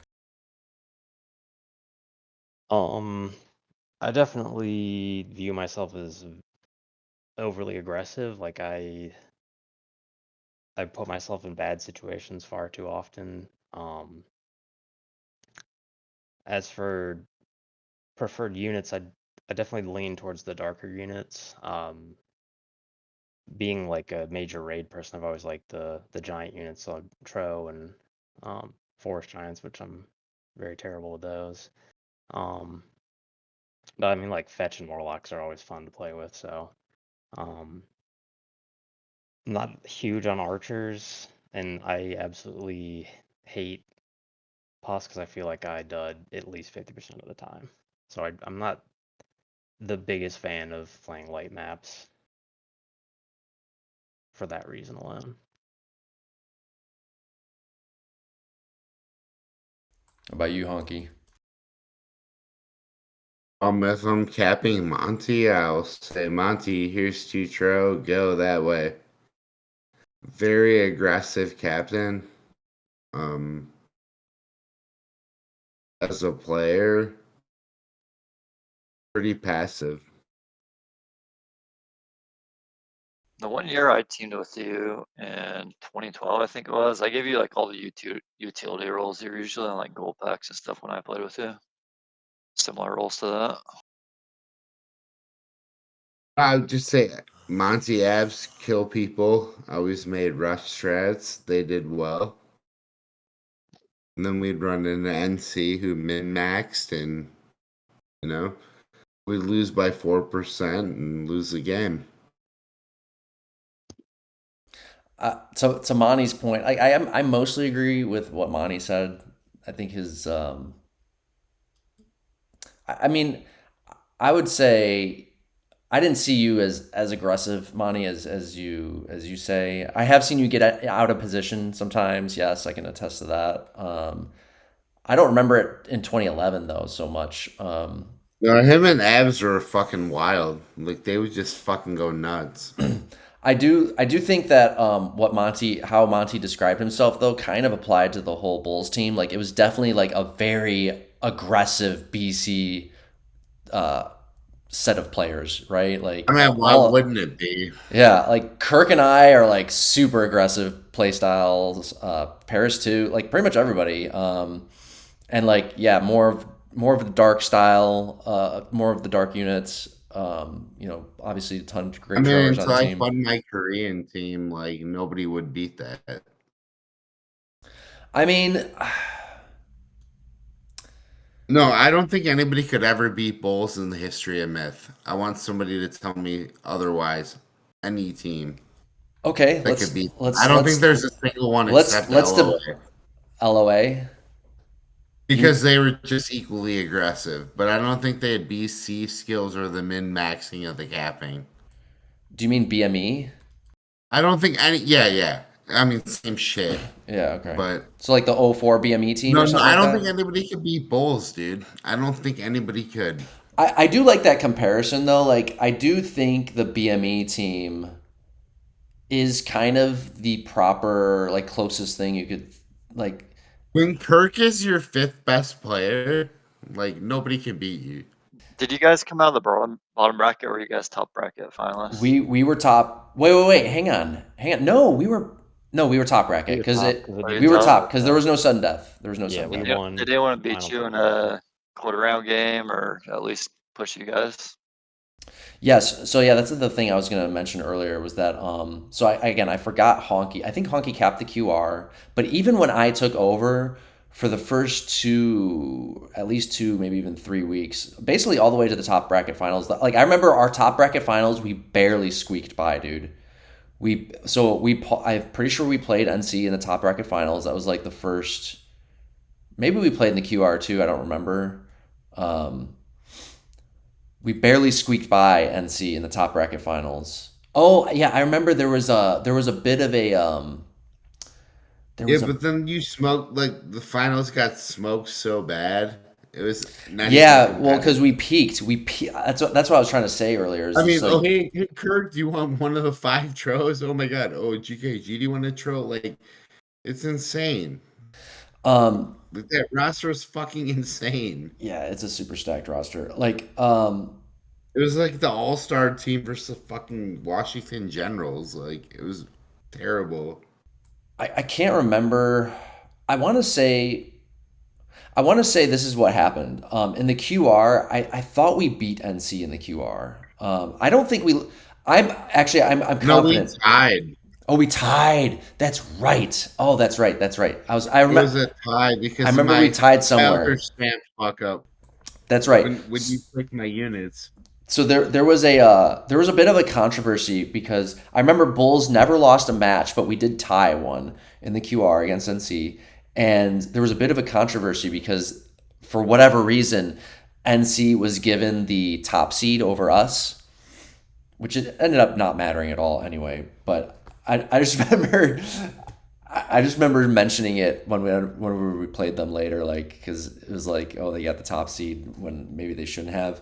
But we barely squeaked by them in the top bracket finals. The top bracket finals was a super close match, and that's why I say that the Bulls team did not. It took a while to actually become the Bulls team. It was definitely not a foregone What if they had conclusion. played together as long as NC? What's that? No, like let's give him 5-year run against C. Let's get. What do you mean? He's saying if the Bulls played Yeah, like together as long as NC did, guys stayed together, how much better would they be than if it was everyone? our third World Cup finals. Oh, yeah. I see what you're saying. Yeah, like yes, yeah. Whenever you get a new team together, man, we were actually that coming together fully within just one MWC is kind of on the quick side, I would say. Actually, a lot of times on other teams I've been a part of, it takes more than a year. Um, so yeah, this is what I remember. I remember going through this whole evolution. Like I remember every week for most of the tournament, I was not happy with the team's performance. Not blaming the team at all. I was trying to. It was more like me trying to troubleshoot the proper way I needed to captain things. So I remember in the beginning, I tried to delegate everything, and like I was the only shot caller basically. So like I would have even players like Genghis and Kirk like asking me for orders and shit, and I was like, we did that for like 1 or 2 weeks, and I was like, this is not working because and I wrote a whole paper about this by the way just to record my experience because I think it's a very useful lesson for other captains, but um, basically I realized that I was becoming like the bottleneck in decision making, and the games would the pace of the games was too fast for one person to keep up with it, right? Like this all seems very obvious now, but back then I don't think it was so obvious. Like I was just figuring it out at the time.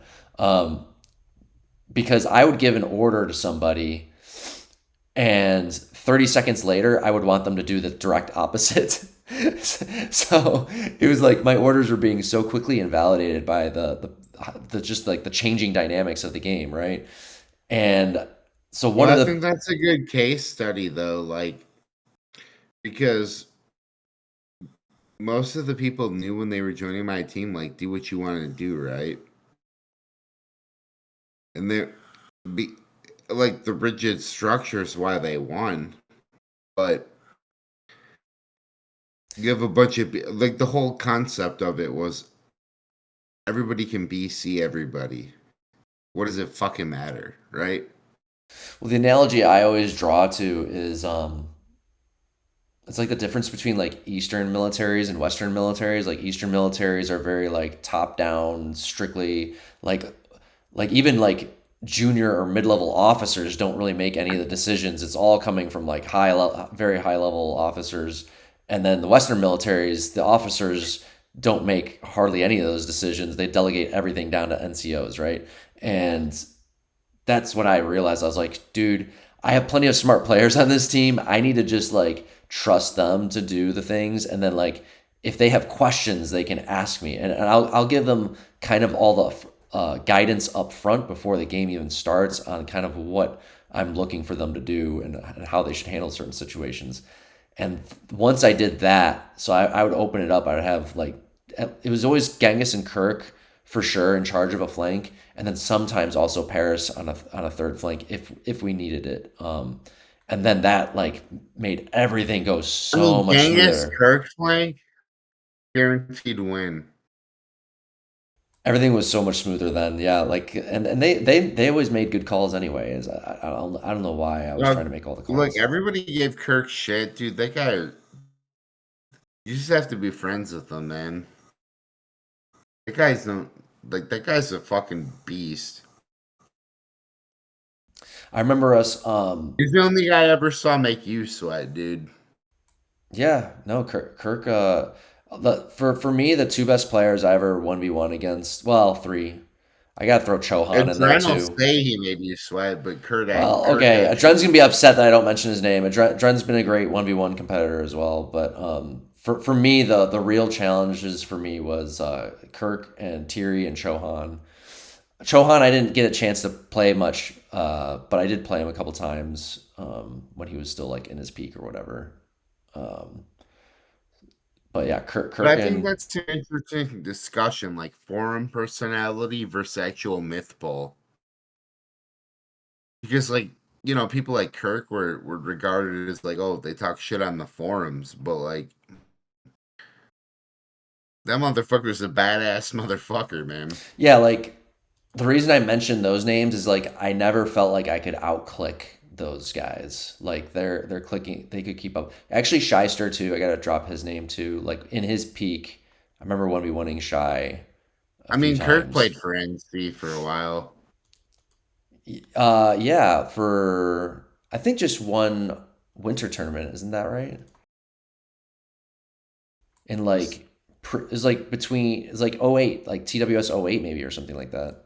Sorry, I'm biased. Me and him are just friends. But we're still friends. Like,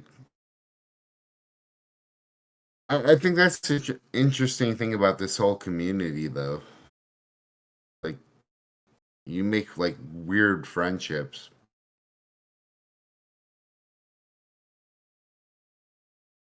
Like, we wouldn't be friends under any other circumstance. That's true. Yeah, I think it's one of the positives of having a game that has a lobby, which almost doesn't exist anymore. Isn't that so crazy? Yeah, the Myth Lobby is still like such a unique thing. There was a few other games around that older era that had them, but yeah, like as I was saying, that's like not a thing really in modern games, which I think is a huge miss by the gaming industry. Yeah. I don't know. I wish I didn't have children sometimes, then I could be a role player again, but You have to get a lot of people to do that to have more people around. I don't know. I love my children though. So So myth retirement leagues. I don't know. My daughter might be a five baller soon though.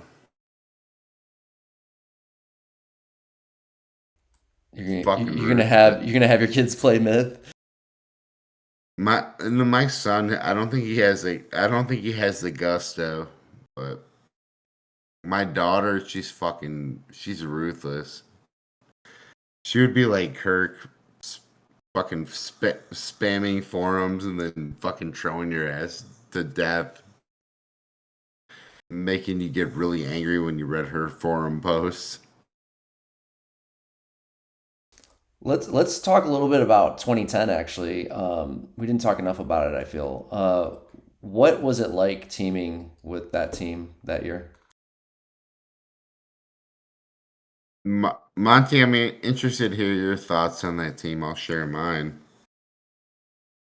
for you.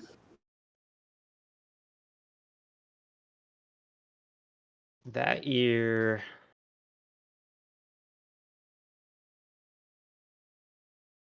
I feel like it was a mashup of, yeah, like Honky said, multiple teams basically. I thought we had a really solid roster.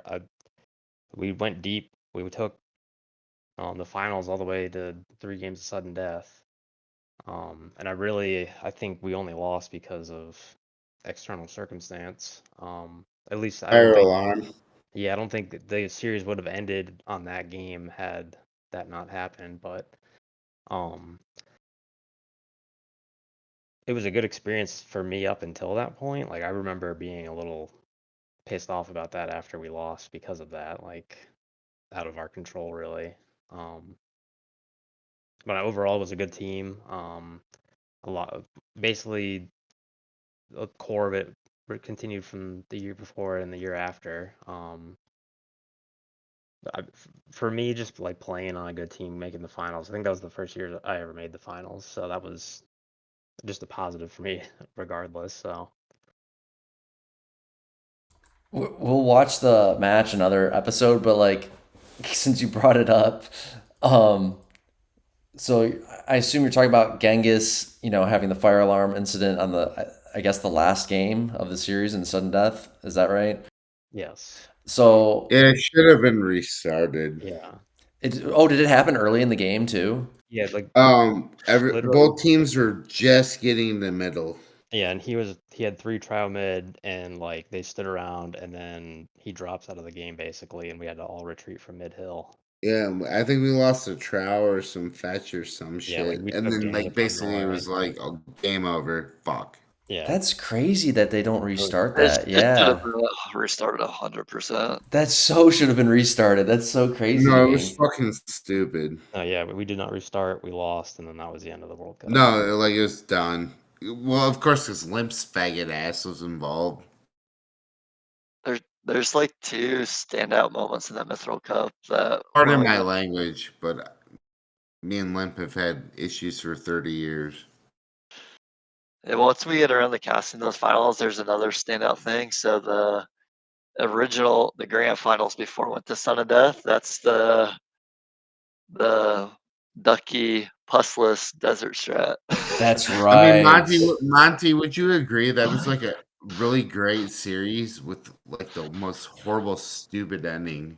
Yeah, it was a really good series. Yeah, and the ending, No, like it was how it back ended. and forth, a fucking battle, and then Genghis gets a fire alarm, and like it was so early in the game, he wasn't like bitching out because he was about to lose or anything. Like it was so early on. I do remember it being a very close series, even though I don't think I've ever actually watched that match. I may have watched some of the games, but not the whole thing. I think it's Kair Kadan or whatever, and then we're Yeah. going mid, and then Genghis fucking lags out, his tro die, and then for some god awful reason they gave me fetch, and then like it didn't matter. But once the tro died, obviously it doesn't matter. But Who But was that it, the was son? stupid. Who was the son who played for you guys? Because you guys had it like in the finals. You guys rotated players like crazy. Were you making it? Was Homer making the No, a calls bunch when of he was people had to sitting? leave. I remember. Gotcha. Guess it was getting late in the EU. oh yeah, you don't see Thierry in that game, so he must have had to leave by then, huh? Yeah, we had a He lot wasn't of playing people. well that tournament anyway. Yeah, no arsenic either, it looks like. So yeah, I guess Oh we yeah, lost some yeah, Euros. yeah. Homer made basically Homer made this team that he didn't know how to run. Yeah, I Because also I also want there was to. no commonality with the team. It wasn't like Bulls. It wasn't like everybody had a fucking goal. It was like, let's take Honky's team and let's add a bunch of NP players and see how it works. No absolute in the finals either. They lost a lot of guys, it looks like. Oh Yeah, no shit. Yeah, in the sun yeah. or It the was. sudden It Oh, death. in the was. There sudden was death. no. Okay. The problem with that team was there was no cohesion at all. Oh, so you guys are like your team is like falling apart just in the final games from people leaving. Yeah, yeah. Basically, yeah. People had real life, but Yeah, it's even before this. Wait, oh, was it 3 games of sudden death? Is that right? Yeah. Yeah. Okay, all right. So, it wasn't actually a team. Like half the team, like Bulls talk to each other, right? Like we're all friends. Like that team, like it was basically like nobody said a word to each other. yeah, some of those Euros are pretty quiet personalities, It was like for sure. sports team that adds a bunch of big names, but like for no reason other than their name, and then Who are some of we these? have a great quarterback, running back, and fucking wide receiver, but we don't have an offensive line, so it doesn't matter. Who are some of these names? Who's Toodles in the? That's East one. Oh, that's right. Eastwood was written in there. And then who? Super Kabuki, is that Shy?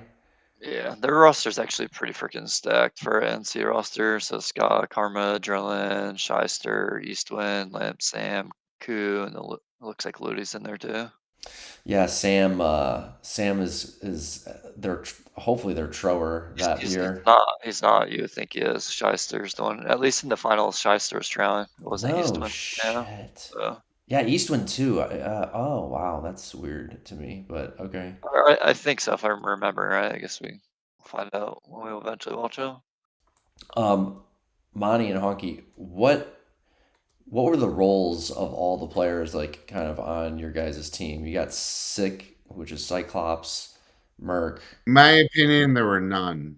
There's okay, okay. There was no concept of roles really. It all kind of changed a No, lot. there was no like Kirk take the tro, right? Was Genghis the No, trower? I would assume like at least Genghis was no, the I think trower. Terry trod most of the time. Really? Oh wow. Yeah, I mean, to Monty be may fair, remember Genghis better, but Genghis hadn't fully established himself yet, I guess, as like a trower. So no, we got wrecked on all tro games. Yeah, I'm lying. It was Karma who dropped for them. Karma, okay. I don't know. E- Monty was probably even the fat after ratio, even after so he Karma probably trode was for the them in one. '08, they still sticking with him in 2010. That's interesting. Basically, that team had a lot of talent, but the problem was there was no identity. And who do you? I don't want to say blame, but who would you have thought should be responsible for that? Honestly, Homer tried stealing my team with Abs and all those guys. He wanted Abs, he wanted Monty, he wanted Mathan. Like my upstart team. What about Ducky and Bone as captain? Did you think he Well, should that have put oh more my emphasis god, on that, or I what? forgot about the retarded shit. Oh my god, I forgot about that. Yeah, that was a bad move. The guy hadn't played in like 3 years. Well, to be fair to him, when he came back and did the name change from Ducky to Bone, like I don't know what happened, but he did become better as a like BC wise. I wasn't a fan of his Yeah, capping, but his he play made was. retarded strategies. Yeah, I wasn't a fan of his capping, but he was a really good player. No, I think actually in that SD series, oh my god, you're bringing back horrible memories. Remember in that SD series, he made like some stupid thrall rush, fucking stupid shit, and we could have won the whole fucking thing. So My opinion about like, yeah, he had like super eccentric It ideas. was like I remember it was horrible, and then So like we got fucking train wrecked. so it is, I mean, it is bad because he missed key things, but he actually had like some good ideas without the full Yeah. picture. Like for example, his infamous desert strategy with no pus. Like the actual concept is actually Yeah, but pretty if you don't good have the if he team would to have added run pus it, to it. like yeah, Bulls could have run that, but yeah, you're right. No, dude, I remember that. Yeah, we went there and we got like we were winning the series and then we got wrecked. Oh my god. Yeah, Bone. I don't know if I should call him Ducky or Bone, but he uh, he was a good meleeer too. By the way, I did a lot of melee battles with him, and I don't know if Asmo. I'll have to see when we watch it, but if his desert was like maybe more melee focused or whatnot, a lot of heavy thrall or something maybe. And that's what you mean by he just needed to add pus to it because I mean, I've actually copied some of Bones. Funny enough, that I don't copy strats from very many people, but he's one of them. I don't copy it. I'm like, actually, this dude actually had a great idea. He just missed a major piece, and I've used strats in tournaments based on bone strats that I adjusted to make yeah. sense. Yeah. I mean, he's another one who had some strong opinions about strategy and had his own ideas. And he captained the did he captain another year? I thought he did. Let me see. He No, probably actually, can. TBC should have won Yeah, he except for captained that. 2012. What about I faced him as captain in 2012 too. Yeah. 2011? Who was the captain of Happy Face or whatever the third place team was? It Oh might have been. yeah, yeah. He was a captain of one of those teams. Yep, you're right. Was it third or fourth? I can't remember, but yeah, happy I can't face. remember. I'm I gonna have to think go back and watch the 2012s and see what I think of his capping in 2012. Because when I think about him, I always think the 2010. You know, yeah, so I want to 2012. see if he improved or not.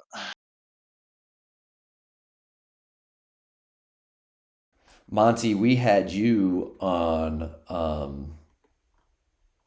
Let's see. What years were you with me, Monty? You're 2017, you said? Yeah, I think so. How was that year for you? Was it a similar like how would you compare and contrast it with 2011, I guess?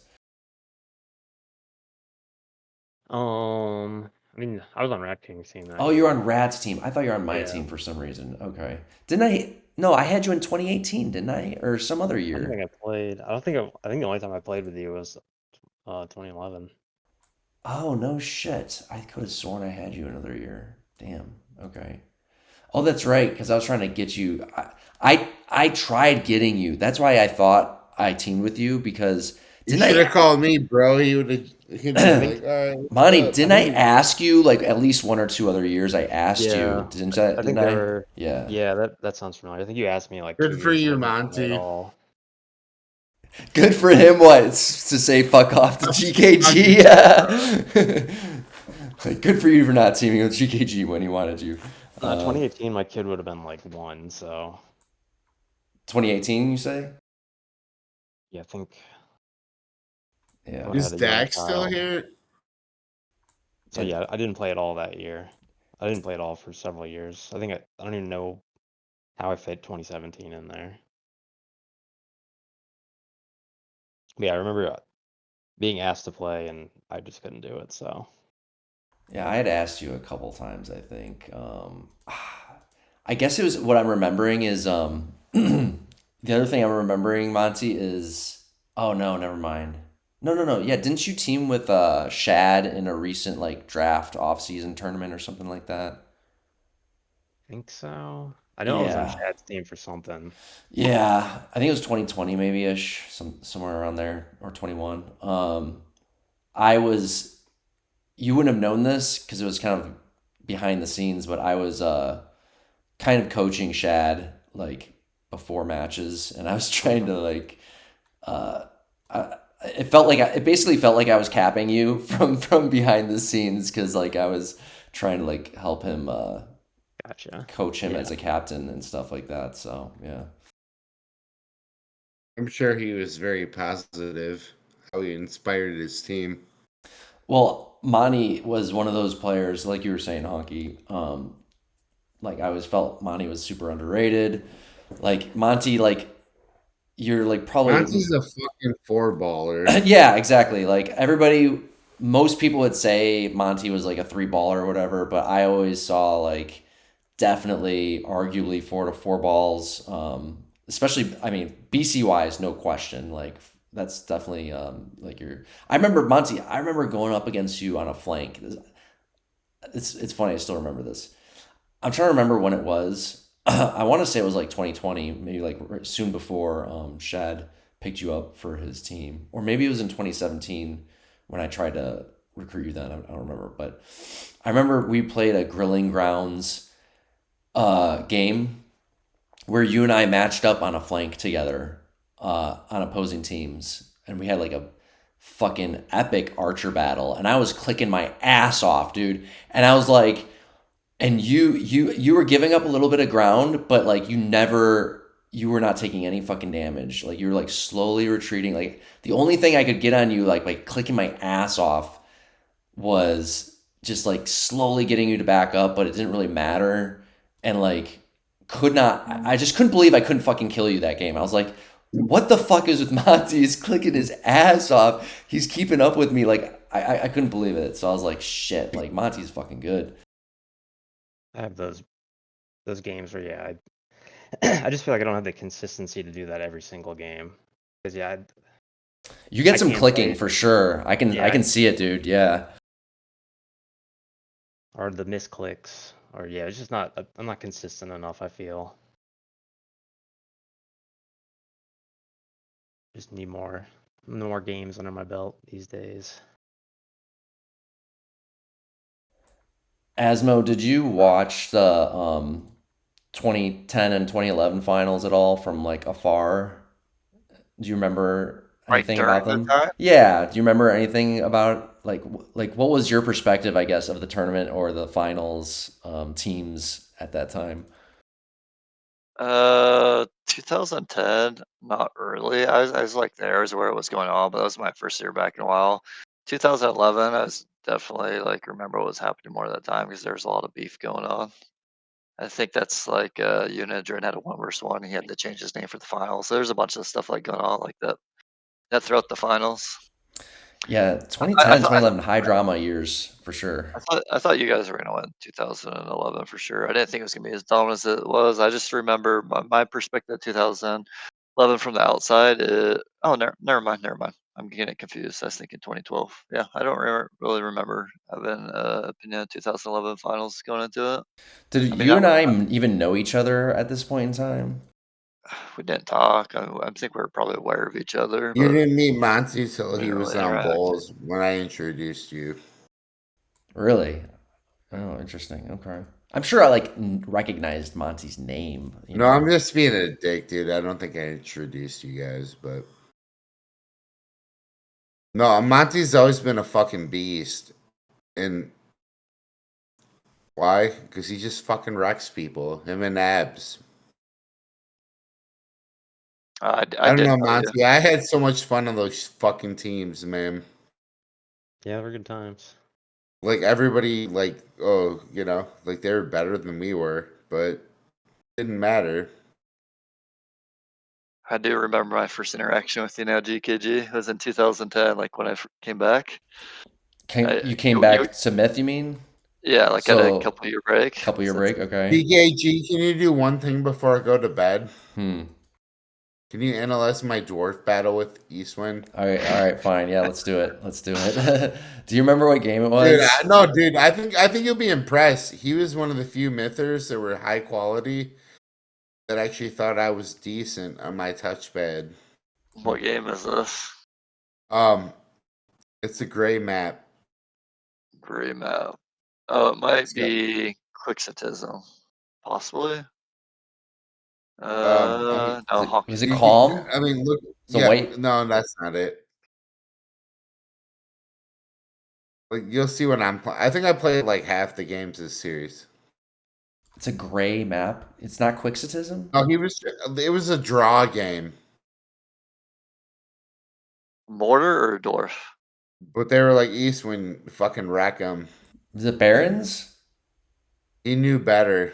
That's the one I'm gonna look at. Is it mortar? Is it a mortar dwarf or a regular dwarf? No, bottle thrower. Oh, really? Okay. Is it what's this one? Dak, are you here? Yeah, I just got back, but I've been gone for the past like almost hour. What's up? What are you wearing? Hey, we're trying to keep GKG's Twitch channel safe, remember? We're trying to keep GKG's pants on his legs too. No, I wanted to ask you, Honky, what was the original name for Bullz that you had in mind? Because there's a name that sticks out in my head, and I feel like it got voted down. I don't know. Me and Paris thought of it. Yeah, it's a very Paris name. Me and Paris were like co-fucking leaders of that. Flag captured. I remember Paris it flag being Midwest Street Riders.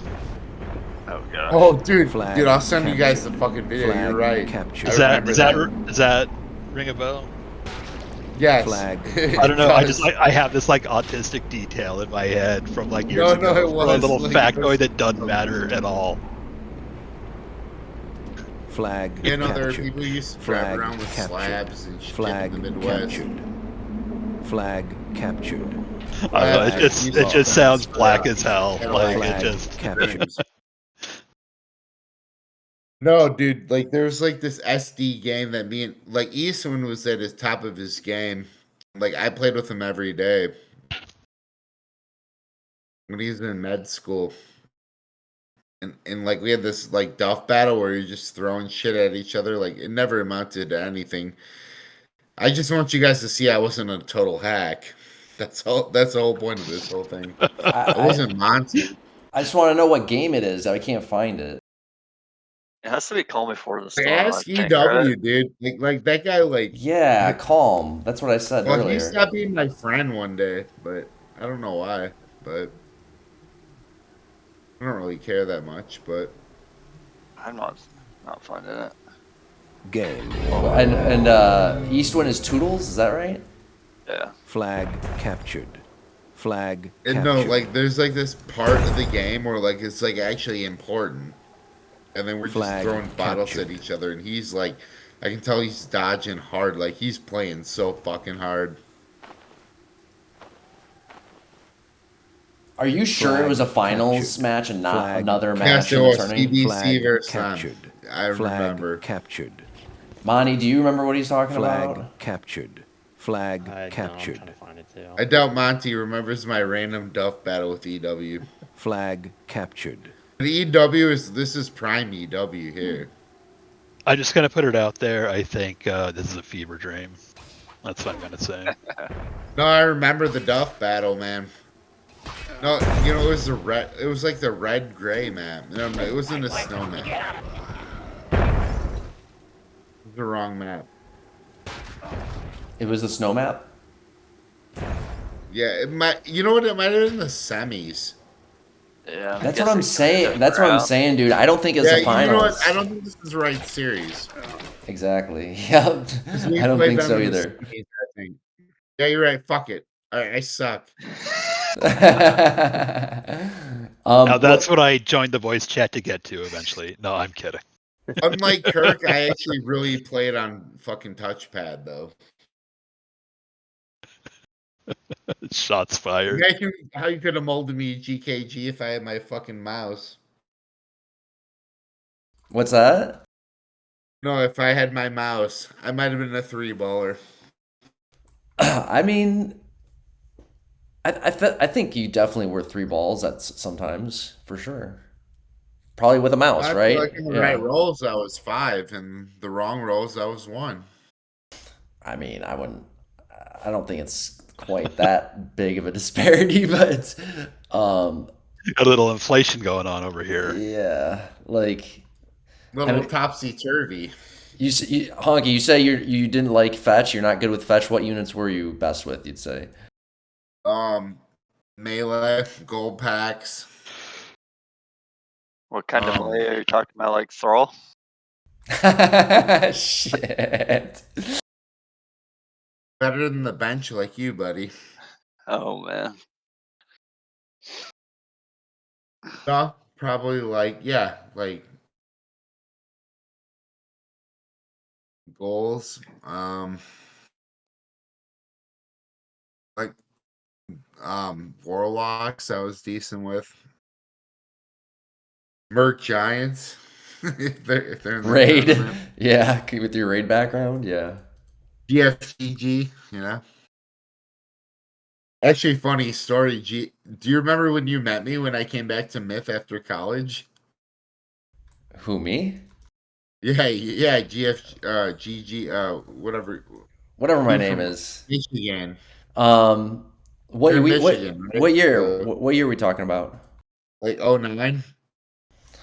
No, I don't Dude, so I remember. came back and I was a chronic alcoholic, and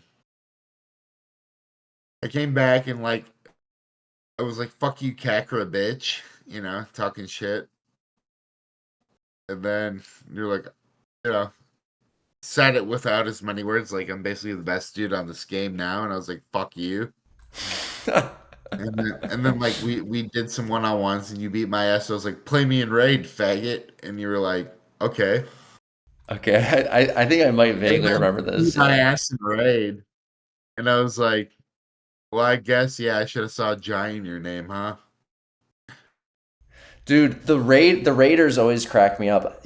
I've had several challenges from like raid specialists, if you want to call them I that. pushed you a little bit, but you just ran me back with a melee too That's much. the thing, dude. That's the thing that I always fuck up. If ever I play a raid Unimapper, I always fuck them up with the melee because they don't. They're used to just having the like little one-on-one giant duels, and they don't really do as much with the melee, Well, you right? also used to do it with two people, right? You'd have a melee guy and a fucking giant I guy. don't know. I used to. I mean, I would 1v1 all the time on that shit. You know what I mean? So like, I remember, dude. I remember Cosmic Truth, um, Oh, who I knew all also them fucking guys. Psych, fucking Viper, FOS. Cosmic Truth was like a pretty good, really good player, No, I was friends with Cosmic Truth, yeah, and for sure. he was a big raid guy as well, right? And yeah, for whatever reason, there's like a lot of raiders who would come over and they wanted to 1v1 me in raid because they thought like they would be able to at least beat me on that or whatever, right? No, I was just default mechanism, like And oh he just I remember playing dude. I have Cosmic a Truth film like from like 10 raid 2 years games in a ago, right? row, and I would just steamroll him with the melee every time because like the raiders, they don't understand how to use their melee to help them win the giant fight as well, right? So I have a film from 2 years ago where I beat Paris one-on-one gimbal. 'Cause I did the gimbal rush. He had no idea. So if you look at TBC, any strat I ever made would be rush. 'Cause that's all I ever like. Monty would agree. Like I had no patience as a captain. Like just win your fucking battle. Dak, are you still And here? Yeah. we got a lot. We got a lot of wins from that, and we also had a lot of losses from that. So Dak, what were you doing? We were talking mostly about 2010, 2011. What were you doing? Because you came back to Myth in like '09, right? Yeah, it was Watching 09. us be successful. Yeah, I mean, you're not wrong. So when I came back, I was playing a lot of Mads because I graduated in '09 and I was looking for a job. And the I remember economy Dak, how that. do you sucked feel Yeah. like about that. dude, Dak? We were having mad forum battles against each other then. I just remember talking like what happened is you put the greatest team together at that time, right? I don't even think it was No, dude, forum. I we think it were was more in battling on the game. forums for years before that. No, it wasn't for years. It definitely wasn't because I didn't come back until '09. I probably because I came back and I'd call people an idiot too, right? Like it was because I just remembered how it was in TFL. So I quit around 2001 and came back around 2009. And when I quit, it was all TFL. I wasn't even on Myth 2. I think people were starting to move over to Myth 2 because all the Bungie servers were shut down. And I was on the original Marius net back then. because I knew all the TFL guys that were on there because it started off as a TFL thing. But yeah, I left around that time. I kind of quit when college started in 2001, and then I fucking Van Wildered it anyway, even though I didn't have Myth around to keep me, and I didn't graduate till 2008. I took some time off in the middle of it. But yeah, I came back looking for a job, and I was playing a lot of Mads, and I wound up teaming with Donsky on the Order of HPAC team in the first Myth World Cup when I was back. And then the next year, I believe I got invited to Team Rape Day by Kilgrath. And then it wound up being like me and two other people who would show up to all the matches because nobody else would.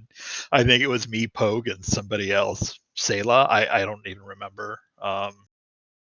So that tournament did not exactly go well either. When did we start mazzing?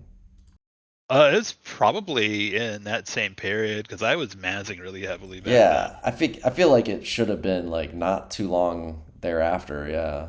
Yeah, I mean, just whenever you were jumping in on the games, because I was mazzing with anybody, right? Mm-hmm.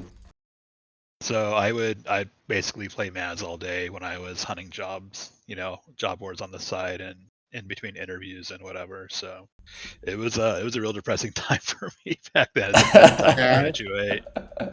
Yeah. Then I had to Will move you to the please tell Midwest Merc and that I actually am genuinely sorry? oh dude, for sure. And like I'll even link him to it. It's just it was really weird that we were No, what talking I about did it to him earlier. was so fucking horrible. Like I honestly like I've done a lot of really bad things in my life, and that's like top 5. Yeah, bro, I can hear it in your voice. You know what I mean? No, And I'll like send I him a don't. link to it. So No, you it don't fucking need like to do any what I did to him convincing to was me. so fucking like horrible, dude.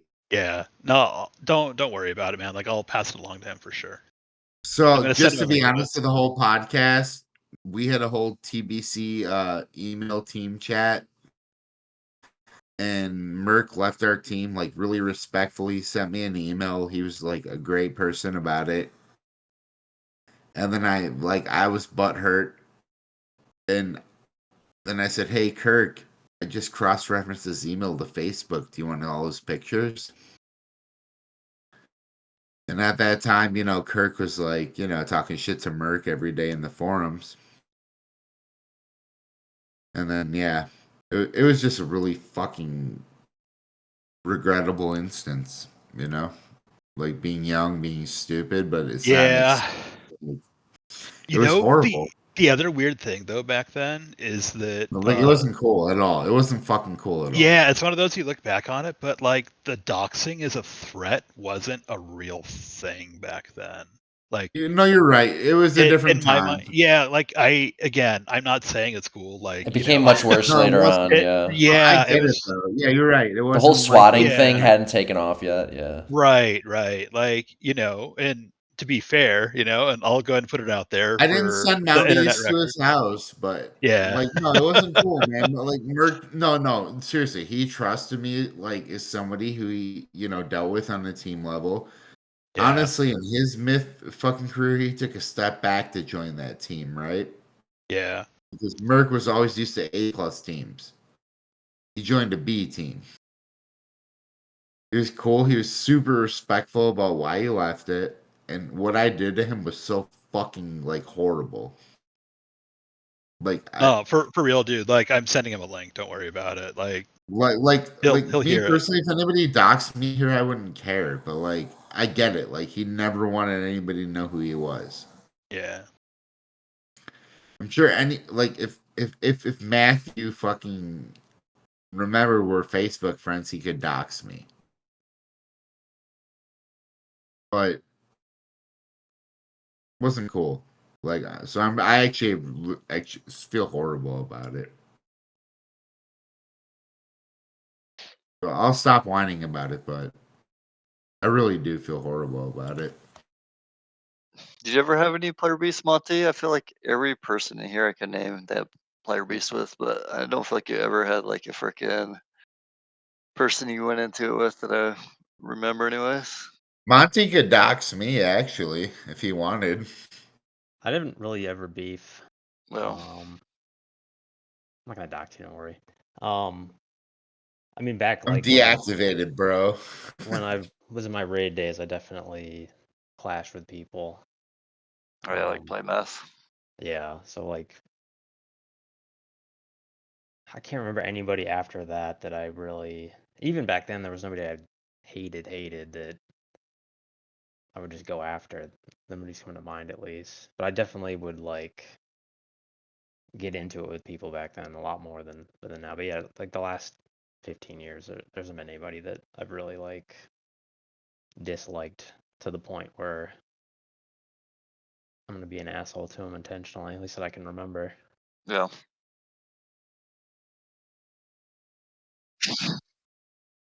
Yeah, like Yeah. You know, Monty's also handsome. that's a matter of opinion. Okay, so Monty, I have a question. It's going to be a real, like, I'm tattling on myself with this question. How is it that you can be around this community for as long as you've been around this community and not go at it with some of these personalities? Like, I mean, Myth is one of those, like, Yeah, a there's a lot crucible of of sorts, yeah, like there's there are like so many.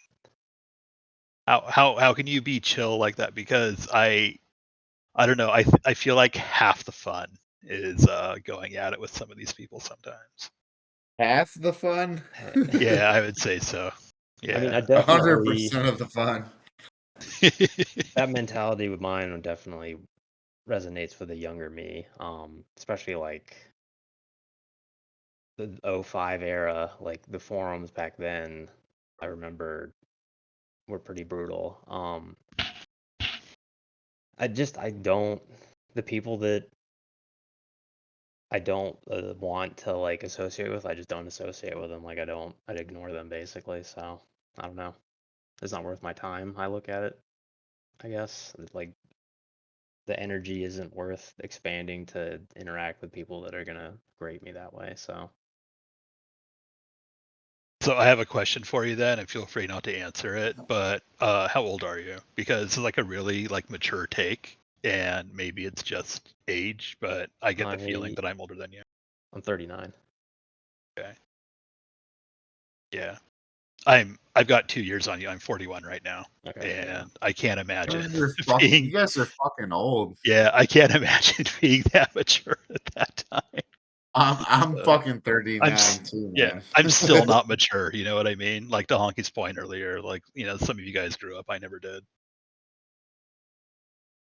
I mean, I still play a game that came out 30 years ago, so Yeah, I grew up in some ways, I guess. I don't.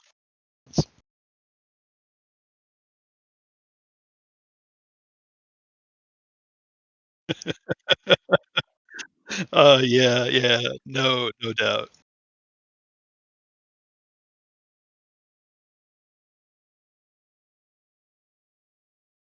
Oh no, game recognizes game. Asmo loves the drama. Don't You know, ever me let and him convince you Astro, otherwise. we were teammates in a 1998 2-on-2 tournament. Who, me and you? Yeah, Uh, you sent me the link, man. Don't act surprised. oh, I no FFA tournament. Yeah, I think it was like 2004 or something. Yeah, No, I definitely didn't play 2004. I was in college then. I was doing a lot 98. of I mean, I drugs and getting played then. I'd pussy. be surprised if I was in the tournament though. But yeah, I remember me and you teamed a while ago on the tournament. No, I think we made some shitty team and then we just fucking got forfeited, but Yeah. we didn't have CACRA fucking credentials. He's gonna slap me through the screen. Dude, I'm just fucking with you, man. That this is that trolling behavior we were literally just talking about 2 seconds ago. GKG.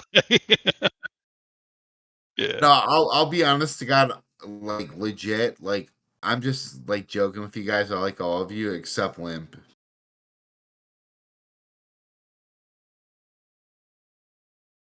We've been me and him have been mortal enemies for fucking 30 years.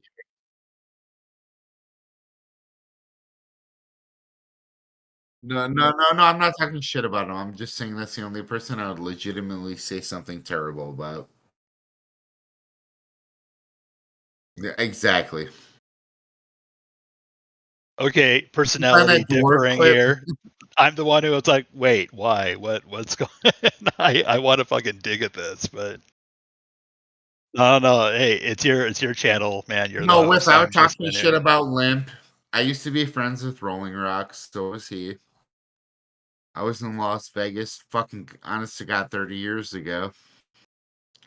And I threatened him on the forums. I said, I'm in Las Vegas, so show up, bitch. He didn't show up. Like, yeah, it's childhood.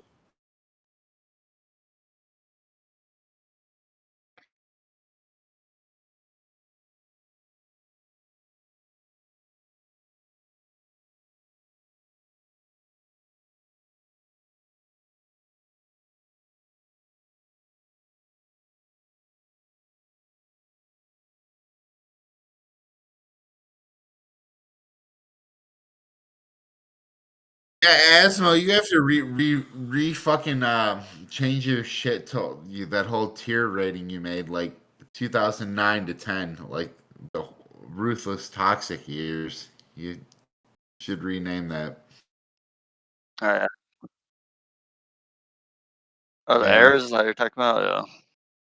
they're like no holds barred, doxing, fucking horrible people era. Yeah, that's pretty bad then. End of the forums. I don't know. Off the heels of a recession, though, like most of us are, anywhere from our late 30s to our mid 50s, right?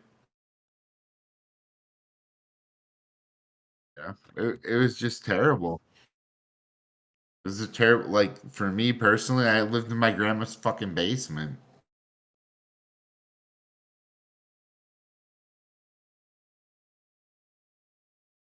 I need to start playing it again. It's a fun fucking game.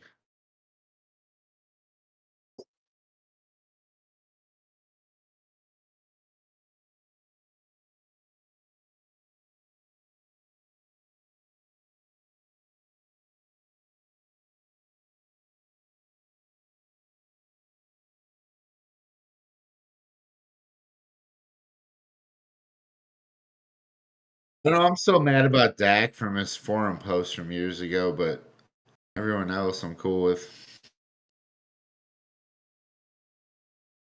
I'm just kidding, Dak.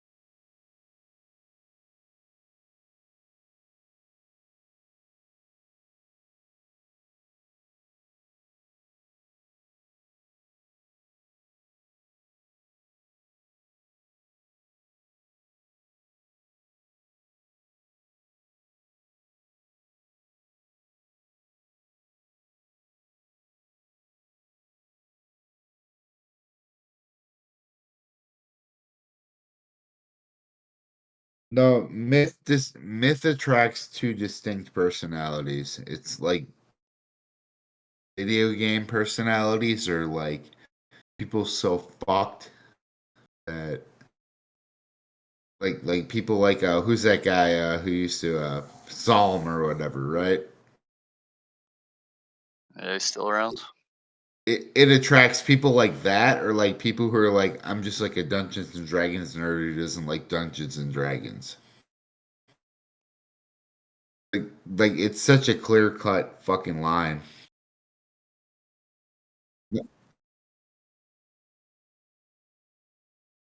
Oh, that's cool.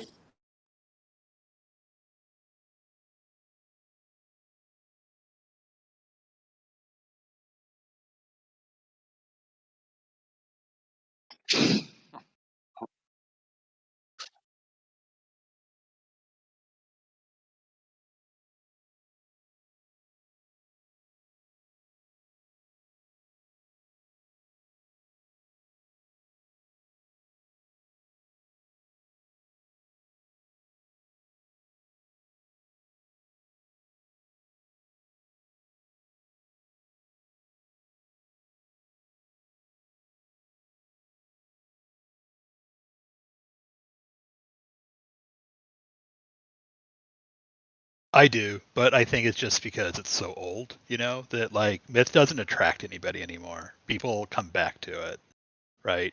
So it's not attracting a new personality so much as people get nostalgic and then come back to it. I mean, Exactly. that's me anyway, right? So No, I don't. you're spot on, dude. You're spot on.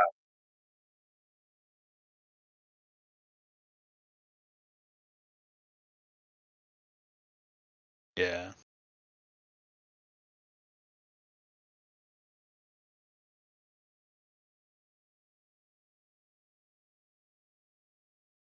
Well, it's because it's because certain people in the community have such they're such polarizing characters that you know you get those comments that half the community is mentally ill because those people stand out and represent the whole community.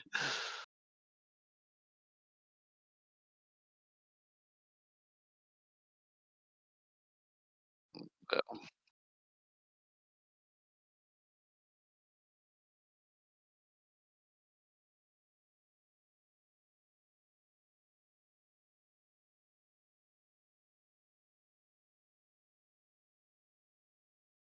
Well, I think Myth is a little bit different though, and the only reason that, well, the real thing I credit Myth with is the crucible of personalities.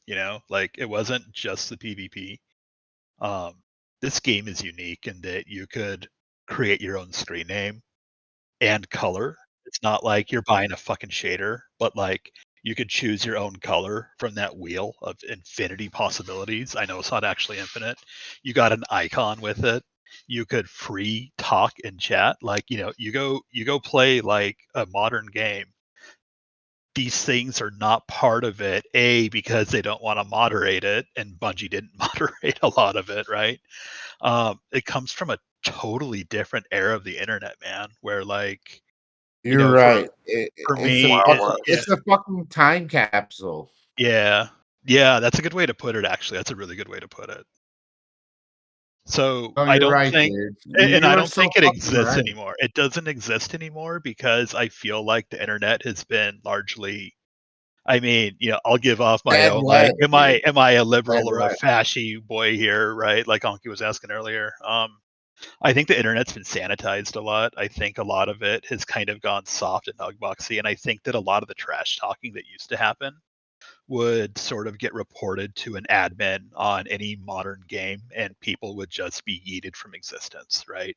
Whereas on Myth, you kind of like learn to deal with it because the matchmaking happened with you being allowed into games and people not booting you, and there was sort of a forced like socialization that happened with some of it, right? Where you could actually get disinvited from groups and friend groups, and you could piss people off, and you like had a character, a persona, and a personality, to the point that like if you look at some of these older teams where they had people dummying on them, their personality would shine through in how they played the fucking game. Like, it allowed for such expression, right?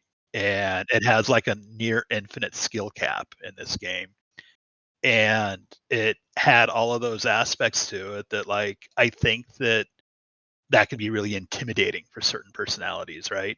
I think that people who were easily offended were probably chased off of Myth the first time they I logged think into it. Kirk's a perfect example. What do you mean? Like he would five ball your ass in the game, and then he would wreck you on the forums. Like just being a dickhead, right? He was a troll who fucking rolled. Like, but no, you're right. Like nothing like this game exists. Yeah. The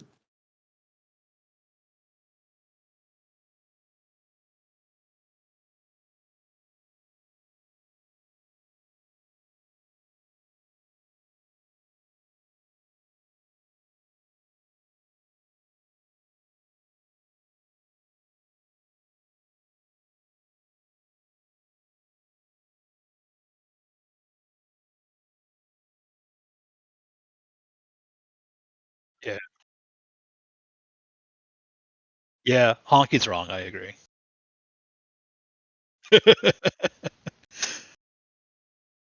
But yeah, It's like true, it's to be just honest. it's that crucible, you know. So that's what I've always loved about it. I mean, that is the thing. I feel like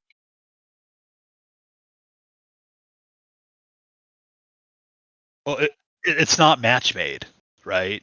Like the fact that it's not match made and the fact that like you would get to choose game types and have hosts and you could talk freely.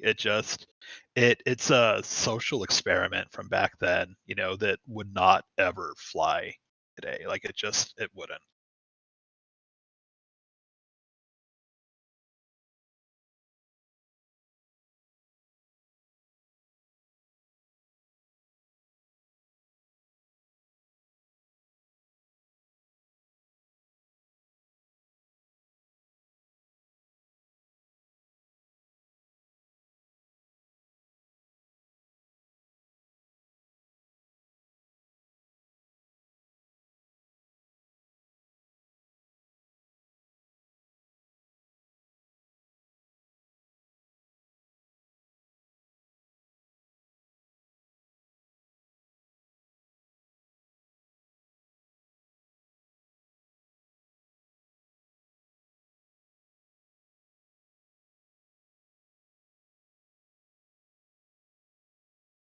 I I think that's something that's only available to really high level players. It's kind of like talking about the strategy in StarCraft, you know? It's like, yeah, that's true, but you have to hit a certain level of competition before you can even start out thinking your opponent. Because below that, it's going to be like, can you macro? Can you follow a build? Can you do whatever, right? And I don't think that that experience is available to players of every skill level. I think that there's a minimum floor before you start seeing myth in those terms. Well, that's why you got to make bowls, bro. That's why you have to form bowls. Hide your skill level.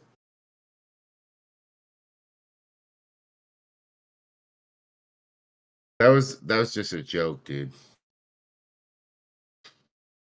I had a hard Okay. time following it too.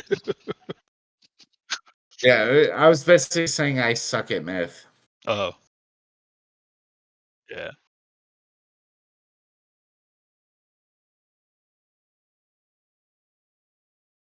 Sorry, dude. Didn't mean to derail.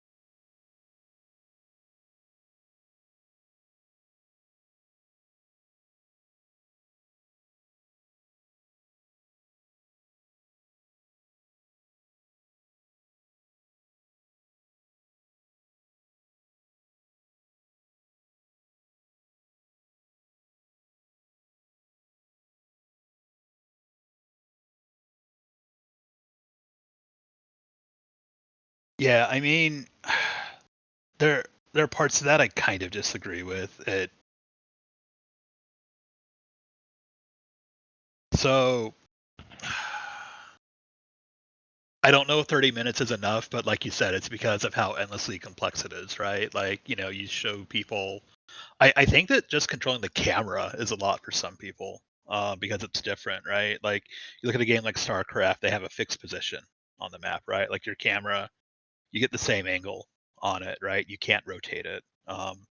They have like two different types of rotation, right? Like you have the orbit versus the rotate from middle, the zoom in, zoom out, whatever. Just attacking ground and dodging projectiles is a lot. Um, so I don't know. I mean, like that might be part of what you consider mastery. I think that there are just multiple tiers to it, so that's probably where. So I think I agree with you on the simplicity, but how it becomes so complex super quickly, we might just be needing to define those terms a little bit better about where those cutoffs are. In terms of like the intimacy of losing and what's fair, I mean, yeah, you could say the same thing about StarCraft though, right? Like you all started with the same workers, the same thing. Like you have different races or whatever, because people want that kind of variety and the sort of not mirror match type thing. But Myth is always a mirror match, right? And that's another thing that kind of makes it unique. But it does it better than a lot of these other games. Like if you watch StarCraft, I'm just using StarCraft as an example of something I've watched quite a bit of in recent years. A lot of times mirror matches are kind of boring. They're kind of the worst of them. But I don't find Myth to be boring, and I don't actually think that having different units on the other sides of it would actually make it more interesting.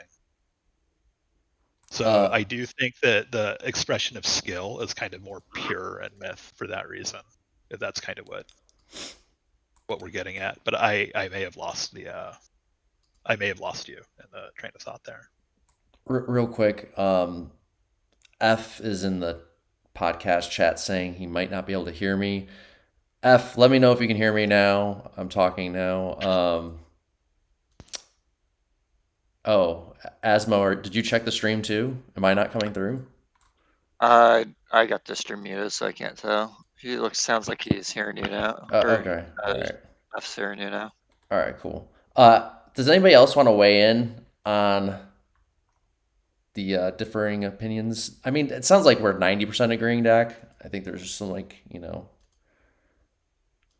some nuance there, but Yeah, I think there's a skill floor that you have to hit before you kind of start seeing, like there's it's like you have to climb a little bit of a hill before you start seeing like the vast plains ahead of you, right? I think I agree with you in that sense. Like I was saying earlier, I think you weren't here when I'd mentioned this, but like I remember being confused as shit about this game for like the first 10 years I played it, basically. Like, yeah, just like I would just like get my ass handed to me so many times and just be like, how did that happen? And I'd have to like go back and watch it and figure it out many, many times, which is, by the way, probably more that more than anything else is probably what contributed to me getting better. If anybody wants to get better in any game, highly recommend going back and looking at the film to review. That's like always been the number one way I get better in anything. We lost Honky. He may have had to go to bed. I'm not sure if he said anything, but Yeah, he typed me a message. He said he has kickboxing in the morning. Thanks for having me on. I had a blast. okay, cool. Asmo, do you have any opinion about what Dak and I were just talking about at all? So I missed part of it. I was going to the bathroom, but what I'm understanding is the conversation is about in Myth, there's a certain point where it becomes like you can outthink your opponents. Is that what the debate's about? I was saying basically it's like I feel like losing in Myth is a little more intimate of an experience. It like stings more, I guess. I Com- think I think it depends on the environment. Or I feel like Myth can be played in so many different ways, right? From like two team, the 1v1, stuff like that. Like when you're talking about two-team tournament, especially if you're a strategist or the one captain in, heck yeah, it hurts. Like I just invested all that time, and I believe I'm smarter than other opponent in approach to the game, and then you lose, that hurts. But just game the game, I mean, I wouldn't say so, unless if it's like a tournament setting where you invested a lot of time into it. I just feel like it sounds like you agree with more with Dak. I guess I'm the only one on this one, but to me, it's like when I lose in other games, it's just like, okay, well, this one game better, and your skill only really applies this one game. In Myth, okay, like there's some of that, but like it's so simple. Like the controls in Myth are not. It doesn't. It's not like a super fast paced, super twitchy game. To me, it almost plays. To me, it's almost like getting beat in chess.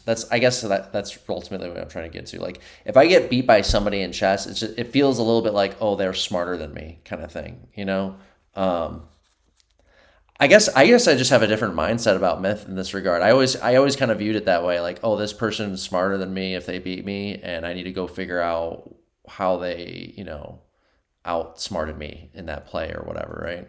That's, I guess, just my approach to the game. But I guess that's just me. So Well, I think that there's a skill floor you have to hit to be able to do that, and I don't even know if I'm at that skill floor myself, right?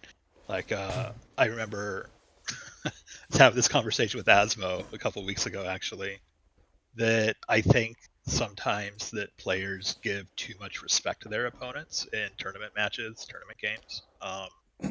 You know, not to bag on Father Christmas, but Paris coined what he called the Father Christmas strategy, which is like wherever you see FX, just go and beat him because you're going to win the BC fight, right? right. And the thing is, like, it sounds like a total dickhead thing to say. And again, I'm sorry, FX. I'm not trying to throw shade. Like you're not here to defend yourself, and that's not that's not where I'm trying to go with it. Oh, there goes Monty too. But I think that people should lean into that more, where if they look at who they're lined up against, that they can win depending on what it like they're going to be better than the person across from them. And that comes into clicking, because while it may not be as micro intensive as like top level StarCraft or something, like there is still a clicking and a smart clicking that's needed for this, right? Um, that there is a skill to that, and you may have mastered that or gotten competent with that so long ago that it seemed like it came naturally, but there's a lot of players who never got there. So me and Dak actually had a conversation. I don't know if you remember, Dak, about this. Like the game in Myth has changed quite a bit in a two-team sense. You look at like a bunch of older films. There's like these true heavy hitters, and they try to like force their way in situations because they think they're better than the person across from them. And two-team like high-level competitive games have like sort of transformed into it's like this team thing. You work together, you make smart decisions. I think it's hit a point where I could be wrong on this. This is like a train of thought I had. Like, I feel like some players respect other players across from them just too much at this point, and Exactly. I understand it to a certain extent because the game has become like much more tactical, thought out the way the game types are approached, in my opinion.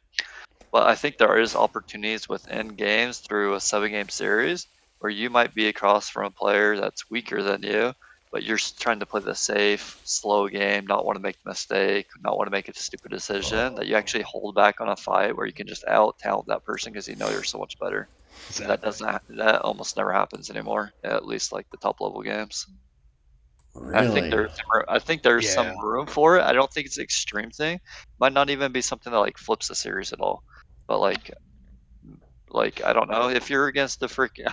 I don't want to talk crap about people. If you're against the Right. 2 baller, they're across from you, and you're a Right. 5 baller, but you might not have the best unit set to take that fight. If you're like respecting that dude as a 3 or 4 baller, then it might not be the right thing to do. But if he's a 2 baller, you freaking take that fight and just destroy him. Yeah, and I'll use myself as an example. I've gone up in tournament matches against players like Arsenic and Donsky, where I feel like they have given me too much respect, when I think they probably could have rolled me if they would have just pushed. And instead, they kind of make the smarter decision. And you're talking about two players who are prone to make the smart decision over the BC decision. And part of why you may feel a little bit of surprise with this GKG and some inside baseball for Asmo. LSO is definitely a player who will look at who he's up against and just be like, oh no, I'm going to roll this guy. I'm just going in, you know? And that's kind of the aggression mindset that I think separates a lot of 4 ballers from 5 ballers is just being willing to kind of go in and just be like, nah, I'm confident I'm going to win this fight, and then they go win it. Even if you look on paper, if opponents were equal, maybe it wouldn't have been the best decision to go do it. And I But think that, go ahead. no, I'm done. Go for it. I think the the dangerous thing there is like where it could be smart to take those opportunities sometime is when the player has too big an ego. So he overestimates his skill Yeah, across the player from them when they have a unit advantage or training advantage, and then they force themselves into bad situations and are losing those things against worse players, and now they just become a player that's not as good as they think they are. It's right, like understanding your limits, I guess. right. And understanding your opponent's limits as well, Yeah. and sort of weighing those against each other. Because part of the reason that it's more team focused instead of like a good player goes and tries to force a play is because so many people have hit a certain skill cap, right? Or a skill floor, I should say, um, where you can start to play that game. I never really looked at it this way. It's interesting. I'm still thinking about it, whether I agree or not. I would just say like, from my perspective, this is how, and this is just my own personal experience. May not apply to the broader community at all. I definitely went through some phases as a player. For example, I think I kind of mentioned a little bit earlier, in like '07 and '08, I was more of that player. Like I was on like a good team, not the best team, but like it was the Raziel teams, so we placed about fourth or so, and I was like the heavy hitter on the team. So Raz was happy to give me like huge unit sets, like almost every single game, and that was often my job. Was like, hey, you have the biggest force. Go, you need to go make something happen, right? And like just fucking win the game for us. And I could do that against weaker teams.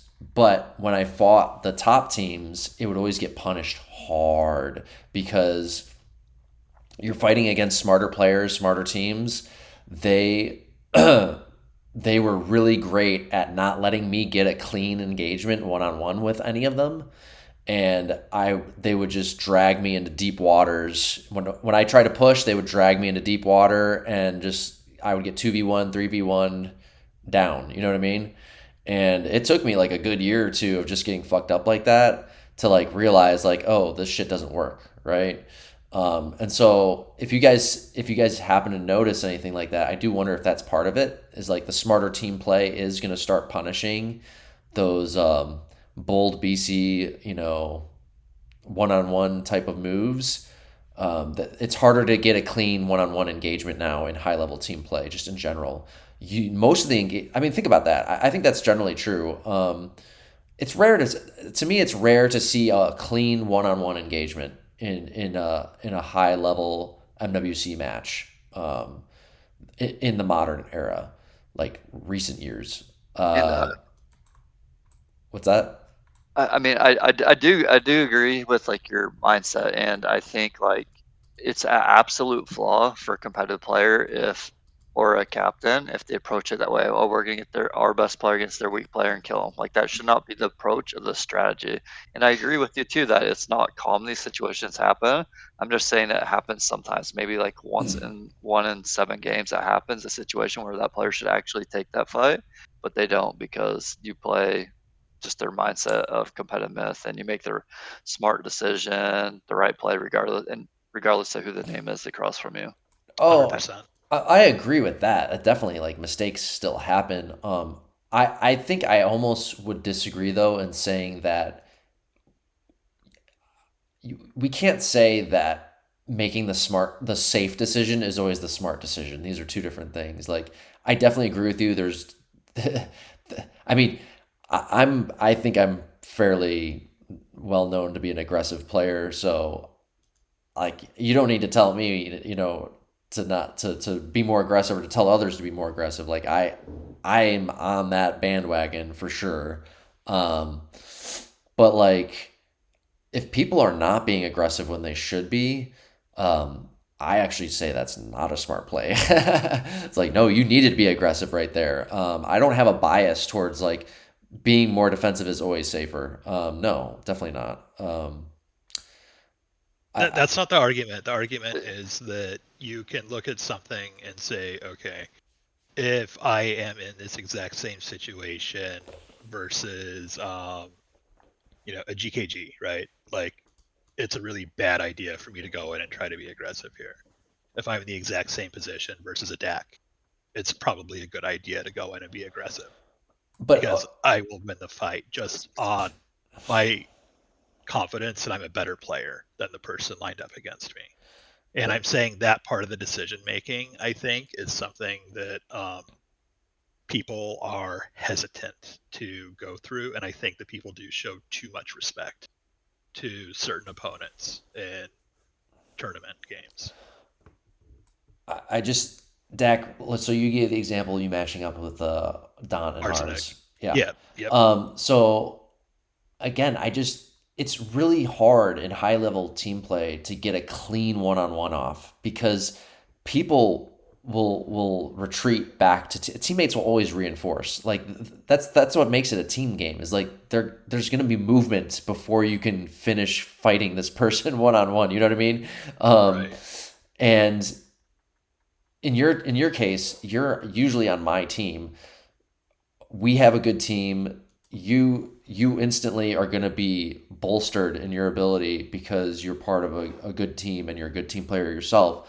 You're not going to fucking have to do a 1v1 typically, or certainly if you do, you're going to be doing a 1v1 from a position of strength. Like if they're trying to push Right. into you, it's because I've set you up in a good defensive position to be able to hold it. You know what I mean? Right. So that's, I guess, like, I don't know. It's Yeah. interesting what you guys are saying. I never really thought of it that way, but Well, what I'm saying is that position of strength can be overcome by a skill gap, right? Like, because, it's going to.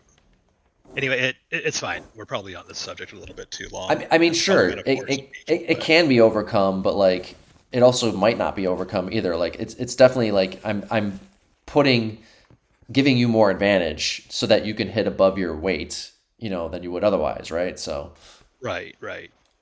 It's just a matter of like how much above your weight, and then when is a good idea. And again, to his credit, I look at a player like LSO, and I think he's very good at identifying the times where he lines up against somebody, and even if he's going into a disadvantageous skirmish or fight or whatever, he's actually able to pull out a whole lot of them because he's just better than the guy he's lined up against. And he has the confidence to go in and do it, and he's decisive in it. And I think that's one of the things that really separates the five ballers. The aggression is I something agree. that is missing from a lot of players, and I think that's a example that kind of crystallizes it. And I just, after years away and after seeing it with him just in the tournament games that I was witnessing, right, this last NWC, then it really kind of crystallized that in my mind. I also wonder how much of this you think is just the fact that we're getting older. Like LSO's young. I wonder if that has something to do with it. Was I more aggressive, you think, when I was younger compared to recently? Maybe. I think it's honestly a respect thing. And not to say that LSO is disrespectful or something. But I think that when you team with people and you go up against them, for years and years, that you've seen them be non-terrible, and it makes you kind of hold back a little bit more. Like, I think that in my example, I think ours was a little too respectful of me as a player in a situation where, like, if the tables had been turned, if I was an ours level player, I would have gone in and felt good about the decision, right? So it's those types of things that happen. And I think that we were talking about it before, maybe not on this podcast, but we were talking about it before where like you're starting to see some players appear in finals and tournaments and such that you wouldn't have in previous years, just from like the size of the community. And I think that when you get participation from players who don't have all that experience and who aren't the best team players with a decade of experience under their belt, that aspect of the game is going to need to kind of appear more in game. And I think Okay, it should start that's playing more of a role for it.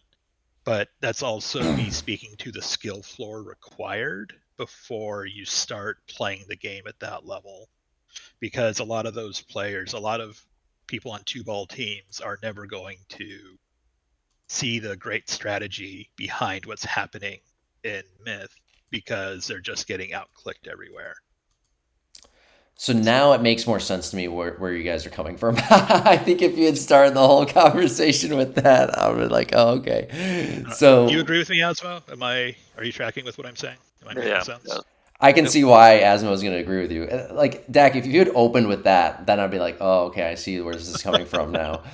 So basically, what you guys are saying is that I have some shitty BC players on my team, and I should be punished much more harshly for having Well, no, not some just lower you, skills. right? I'm just saying in general when those engagements happen, right? Because I would count myself as one of the shitty BC players on your team, right? Nah, So again, yeah. so Maybe see, this year, not generally though. okay. So see that nah that you're giving me is the same nah that I think other people give me that they seriously shouldn't.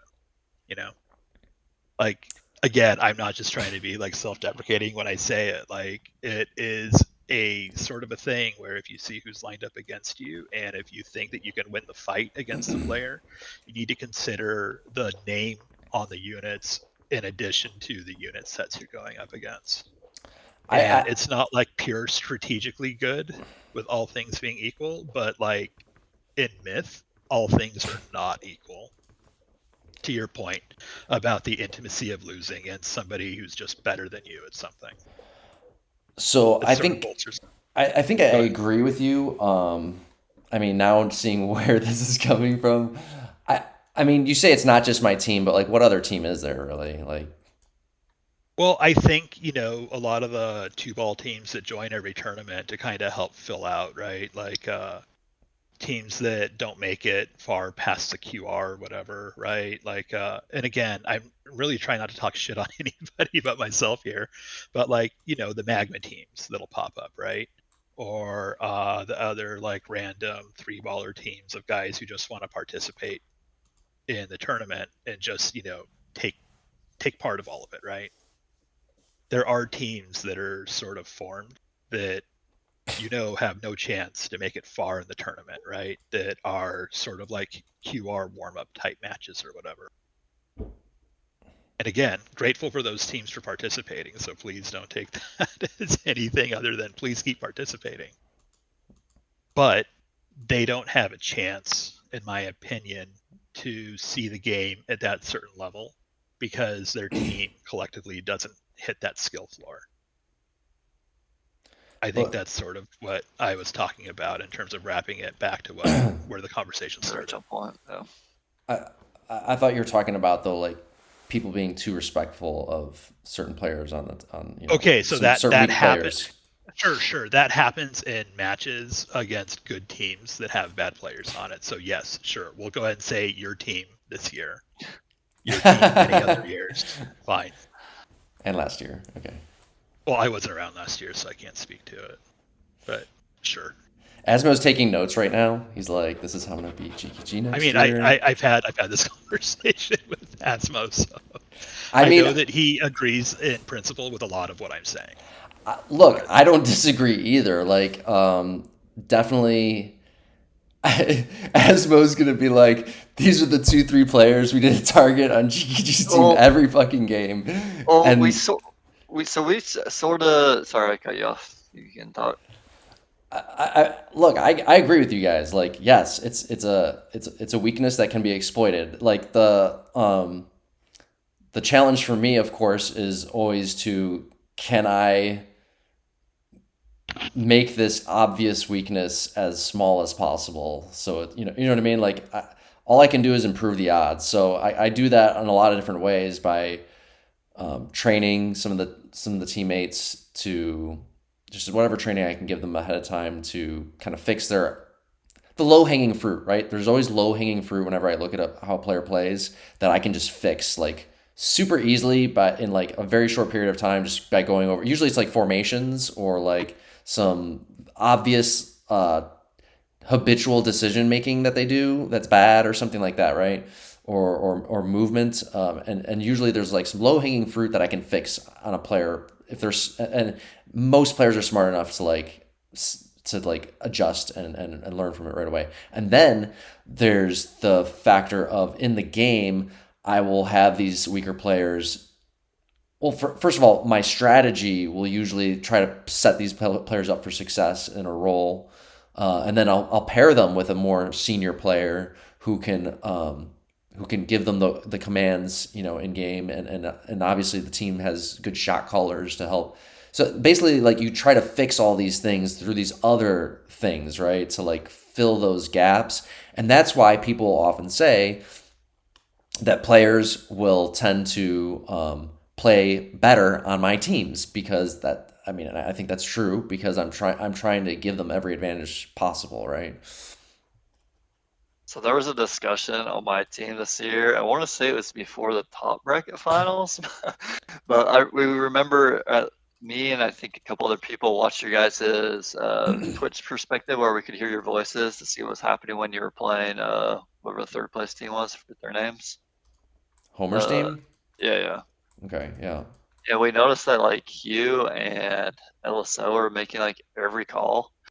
And it seemed at times like if you weren't telling what certain players to do, that they're actually like pretty lost. And so there was actually a discussion before the top bracket finals, like if we go against them on a light map, we have a water pack, they have a water pack, they have a melee pack, we have the same unit set, and you're matched up against them to like semi-engage you guys but not fight. So you have to pay attention to your unit sets, and you can't be looking around the map until everyone's been doing. Yeah, that was a legit conversation. I don't know the result of it. Like I didn't go back and watch the finals and be like, oh, did this work? But I remember the server Basically, was like it's like yeah. distract their shot callers so that Exactly. they're Yeah, yeah. not. No, that was Yeah, a yeah, 100% yeah. conversation. That's If there's a shot interesting. caller only focusing on their unit set where they're so close to being That's engaged, so they can't look away interesting. from it. Man, we're Well, starting to. attention is a limited resource in this game, right? So it, along with clicking, along with units and everything, like there is an economy in Myth, right? You start off with the units, and unit health is one of them, right? Vets, territory, whatever, but attention, right? APM. If you can take that away from people, you're going to get an advantage out of it too. No, So I don't disagree with it at all. It's a really interesting concept to like start almost like dissecting the opposing team and like the mechanics of how their team works behind like internally and trying to like poking the shot callers so they can't shot call. That's so funny to me. It could work. It totally could. Look at Asmo innovating in 2024. Here, I'll I like type it. something in the private chat. I'm not gonna name drop. Well, that's shitty of you because now I can't read it either, and then name drop for you. But all good. You guys can Yeah. go hug it out. Go hug it out in the private chat. Yeah, I mean, so Asmo, like, do you remember if it was effective at all?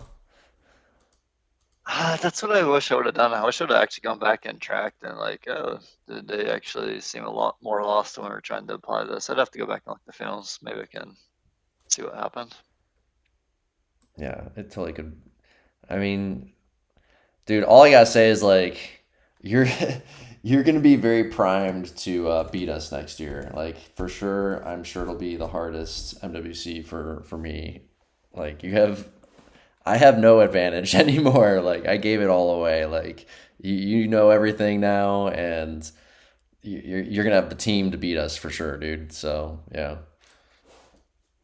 Hopefully.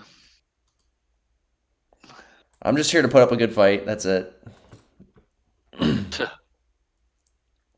Nah, I think people view you as the favorite on pretty much every tournament, so until that changes.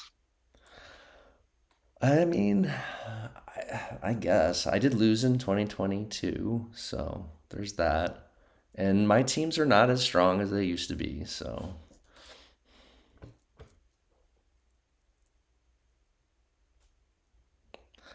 I look forward to it though. Like somebody needs to beat me in a finals match for sure. It's time. I'm ready.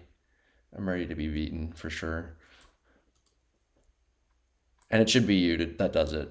It shouldn't be anybody else. So, but I'm not going to give it to you easy. You still got to earn it. Yeah. We'll see. Well, hopefully it's a good year next year. Hopefully a lot of people are playing. Can make some good teams.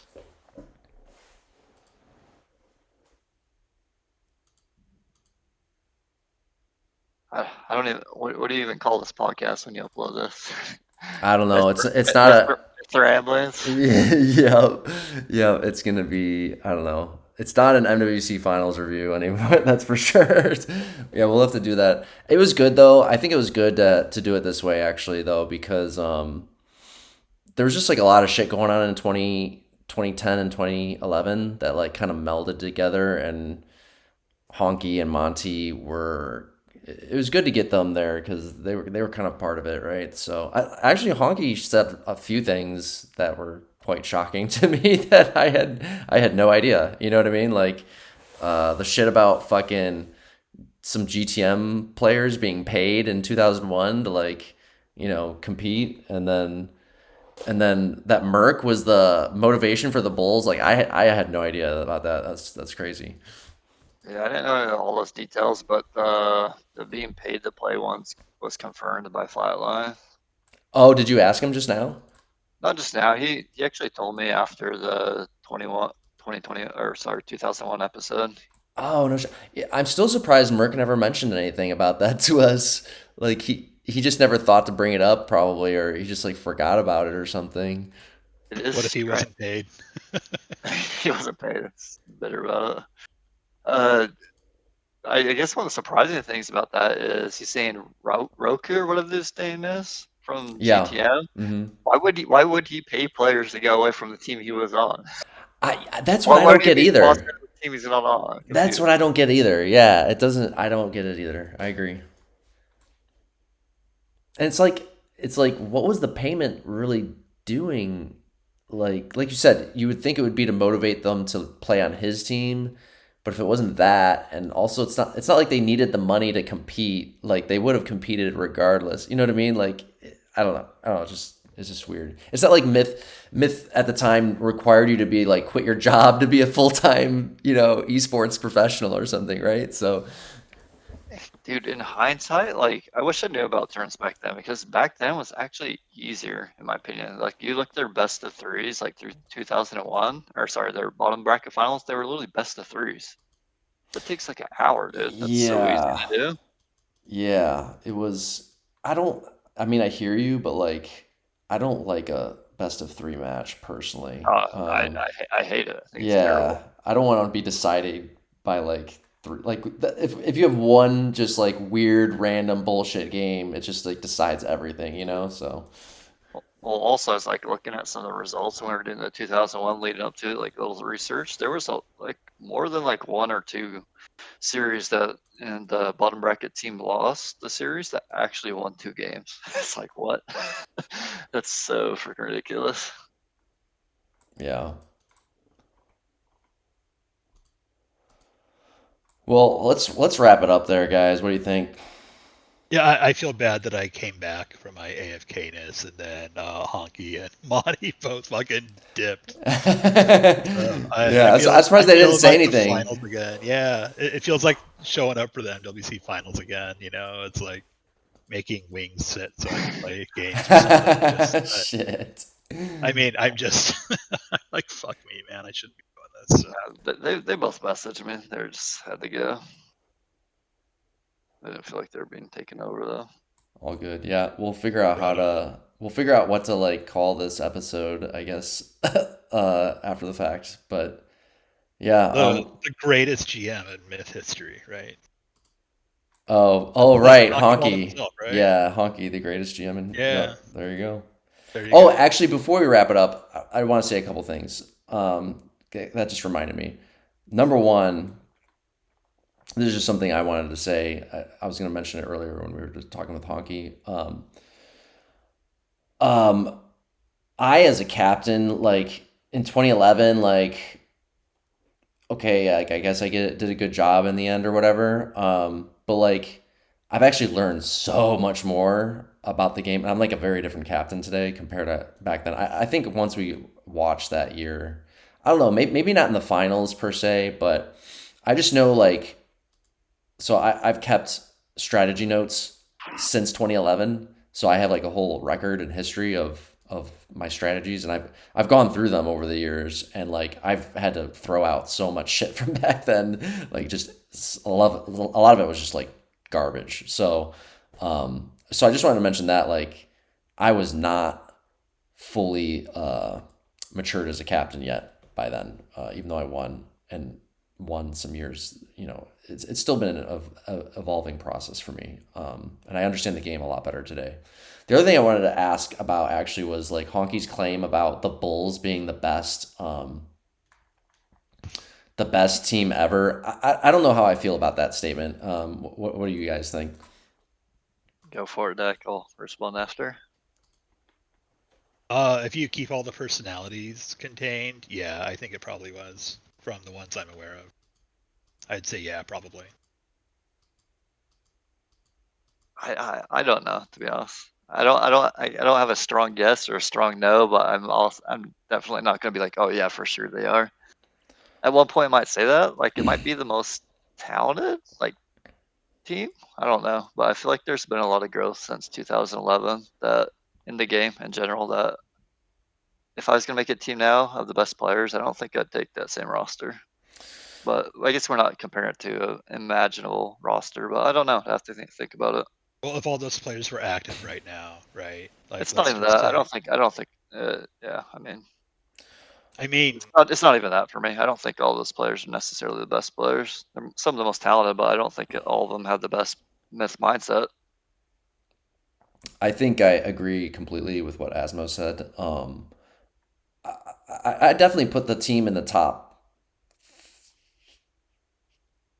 3 to 5, somewhere in there. What do you think, Asmo? Top three for sure. Like I don't even know who I'd say is better, but I just don't have a Yeah, definite yes for them. well, I yeah. mean, I think that's the question. Who's better if you're I not mean, going with them? I'd have to take time to think about it. I can't give a good answer right now. Here's the thing. Fuck. There's so much to say about this, but We're gonna get you in trouble. What? I do like Honky's analogy though. I thought it was him. I thought he was the one that brought this up about like what team is it most closely related to. I do think it is most closely related to like a BME type team. I do agree with that. Like BME, full of like top tier like BC dark oriented players. They had a captain, a dedicated captain, Bullet Tooth Tony. They had Chohan, so they had some like all time great top tier talent, leading heavy hitting for the team. So I do like that analogy. As far as like the only I agree with what Asmo said. I think the only reason Bulls just strikes me as like a BC, more of a BC oriented team. Like, yeah, I was capping, but like for example, the TMNT style teams, and even the MIT style teams that I've been teaming with in recent years, they're a very different type of team, right? Like, we don't have the BC kind of horsepower that Bulls has, but I do see them as more strategic and team oriented. Like even Monty was admitting that he does get out of position sometimes. It's been like one of his weaknesses or whatever as a player, and I I think I agree with that. I didn't notice that at the time. I only noticed that in more recent years with him, but um, I think the strongest team is like you got to take almost like an amalgamation of like a few different teams. So like because you can't really do that, like you can't take like the more of the team smarts and savvy of a TMNT type team and pair it with the BC horsepower of a Bulls team because they're just two different teams. That's the only reason why there's even like a discussion I think about it. I don't know, like Asmo was saying, I'm not sure who I would necessarily place as better than Bullz, it would have to be, in my opinion, another one of my teams though. Well, so I don't know if this is for me. Like, it's hard to compare this because like 2009 NC. If you look at the top like 7, 8 players on that roster, I think I'd take those top 7, 8 over Bulls. But the difference is the strategy was different for that. But so it's Right. hard to compare year to year because you guys didn't have a other team to go up against who was doing these more modern strategies, you know? So it's hard to Yeah, I would say. agree with that. Like the '09 NC roster, like yeah, it is arguably stronger. I mean, it had a lot of the same players. You had both me and Genghis still on there, and Homer. And then instead of Kirk, you had Shaister. So still super strong. That '09 NC roster is still probably just as strong, but the strategies, yeah, that was the I mean, like you got some really smart players. Like, I don't know. I think I'd prefer that teams like role players over Bulls role players, like yeah, Koo, Lamp, Fire, stuff like that. yeah, Limp for sure, Coup for sure. Yeah, I would agree with you on that. Just like yeah, I mean, Honky was trying to say like Abs was like a monster BC wise, which was probably probably true. He's probably was a stronger BC player, maybe slightly than like a Limp or a Coup. But yeah, the in the team dynamic though, like being smart in that team play counts for a lot. And I don't know. It would almost have to be like if only I had captained that '09 roster or something like that, right? But I didn't captain it, Exactly. so Yeah. yeah. Well, let me also throw in that I was gone for a lot of years, so I can only really compare it to what I've seen since right around 2009 when I came back. So I don't know. It sounds like you're saying that you think a TMNT team was it the Donsky version of What do you guys think TMNT? Do was you the think? strongest TMNT team? So that's my problem. That's why I can't say one of the TMT teams because I think our strongest TMT roster actually didn't have the best result, and I think it's sort of because we weren't motivated by an opponent on the other end. To be honest, So you're talking about 2017, I think. Then yes, yeah, I feel like yeah, we're sort I of would agree going with through the. that. I feel like we're going through the motions. You know, we didn't have to like fully We commit to we were win that. literally mazzing as Exactly, preparation for our exactly, matches. exactly. Yeah, Like yeah. if we were like, oh man, there's this other team, they're gonna be so tough to beat, like going hardcore. I think that like, you know, that'd be the argument. But Well, did the team didn't. win? We didn't have to do that. Did that team win? I assume it did, right? Like Yeah, the team did win. we won every Right. TMT year. Yeah, that's right. The Ruffle Mazers that year. That's right. Yeah, yeah, it's almost I don't know. Bulls might have been the best team. It's definitely in the discussion. Because yeah, I mean, what other? I mean, 2017. I don't know, maybe. I wouldn't say so. I'd say on paper it looks good, but I mean we You think yeah 2015 was stronger than 2013? shoot. I think no, I think 2013 was probably the strongest year for TMNT. 2013? I don't Yeah. have any of these rosters in front of me, so I I mean, couldn't say. 2015 20, we did have HMP that year, so that was a big plus, I would say. I'm gonna have to look at the roster is pulling it up. So this is the finals roster for that team deck. It was GKG, Osmo, Captain, Eastwind, HMP, Cryptos, and you. What year is that? 2015. Oh, okay. See, I just think of much as HMP's not in there? he's there. Oh, okay. Yeah. You have Yeah, Captain and no, Cryptos. yeah, For Kryptos and the Captain. finals. That's I don't remember them being there. That's interesting. Hmm. For the Oh, finals, anyways. that's the one that Captain actually played from my desk, I think. Oh, that's Uh, right. I remember Yeah, that. yeah, that's right. Yeah, so 20. I don't know. Yeah, it's hard to oh, say. I had a lot Brainiac, going on in Brainiac my on life that that too. year, so It's really hard Brainiac. to say. I can't pick a best team. I really can't. Yeah. I think there's like a. I don't know if anybody can really, honestly, right? Like, there's like three teams that probably should be in the discussion. Probably like 2017 was the strongest year. I still want to say 2017 was our strongest TMNT, even though yeah we didn't perform, but like you said, Asmo, I think if we had an opponent, a proper okay, since we're on the subject, I definitely tried to stack harder that year, because I was I was interested in smashing Rat King's team that year, so which we did, but I do think if we had even you put any stronger opponent against us, I think we would have rose to the challenge. You know what I mean? So I'm gonna stick with the 2017 for me. So if you take 2017, you take Bulls. What other is there another who's the third team?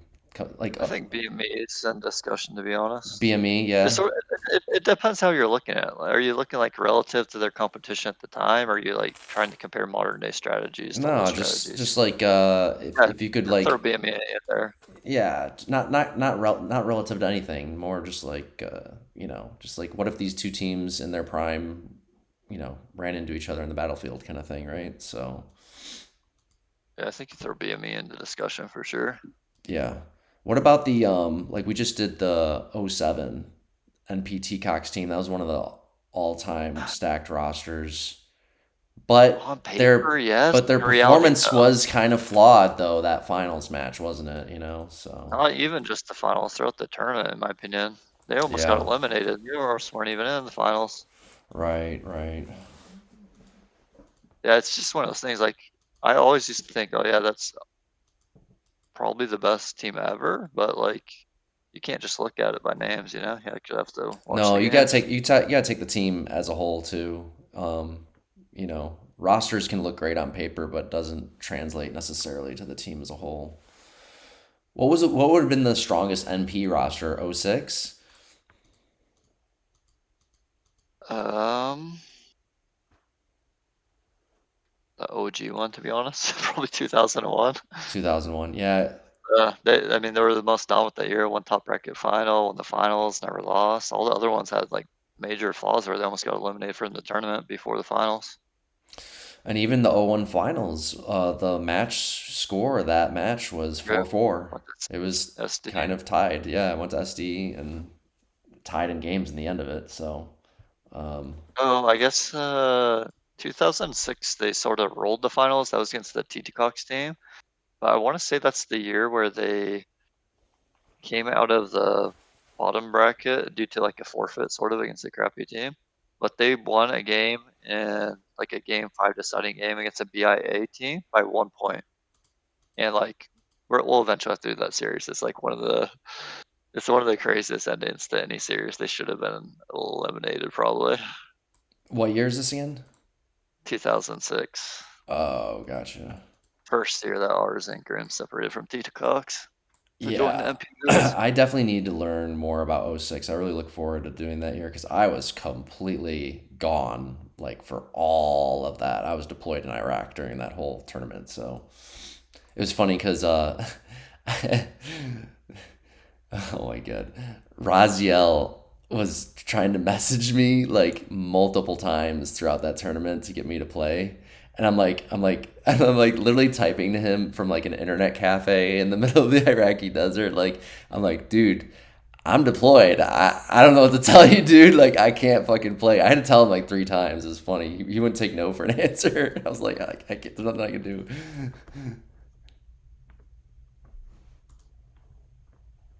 We should honestly right now, without Twitch out, just watch the game deciding game that I'm referring to from 2006 of MP versus BIA. It's actually insane. It's equivalent to the 2018 matchup we had where you guys did the infinite contest. It's that level type of game.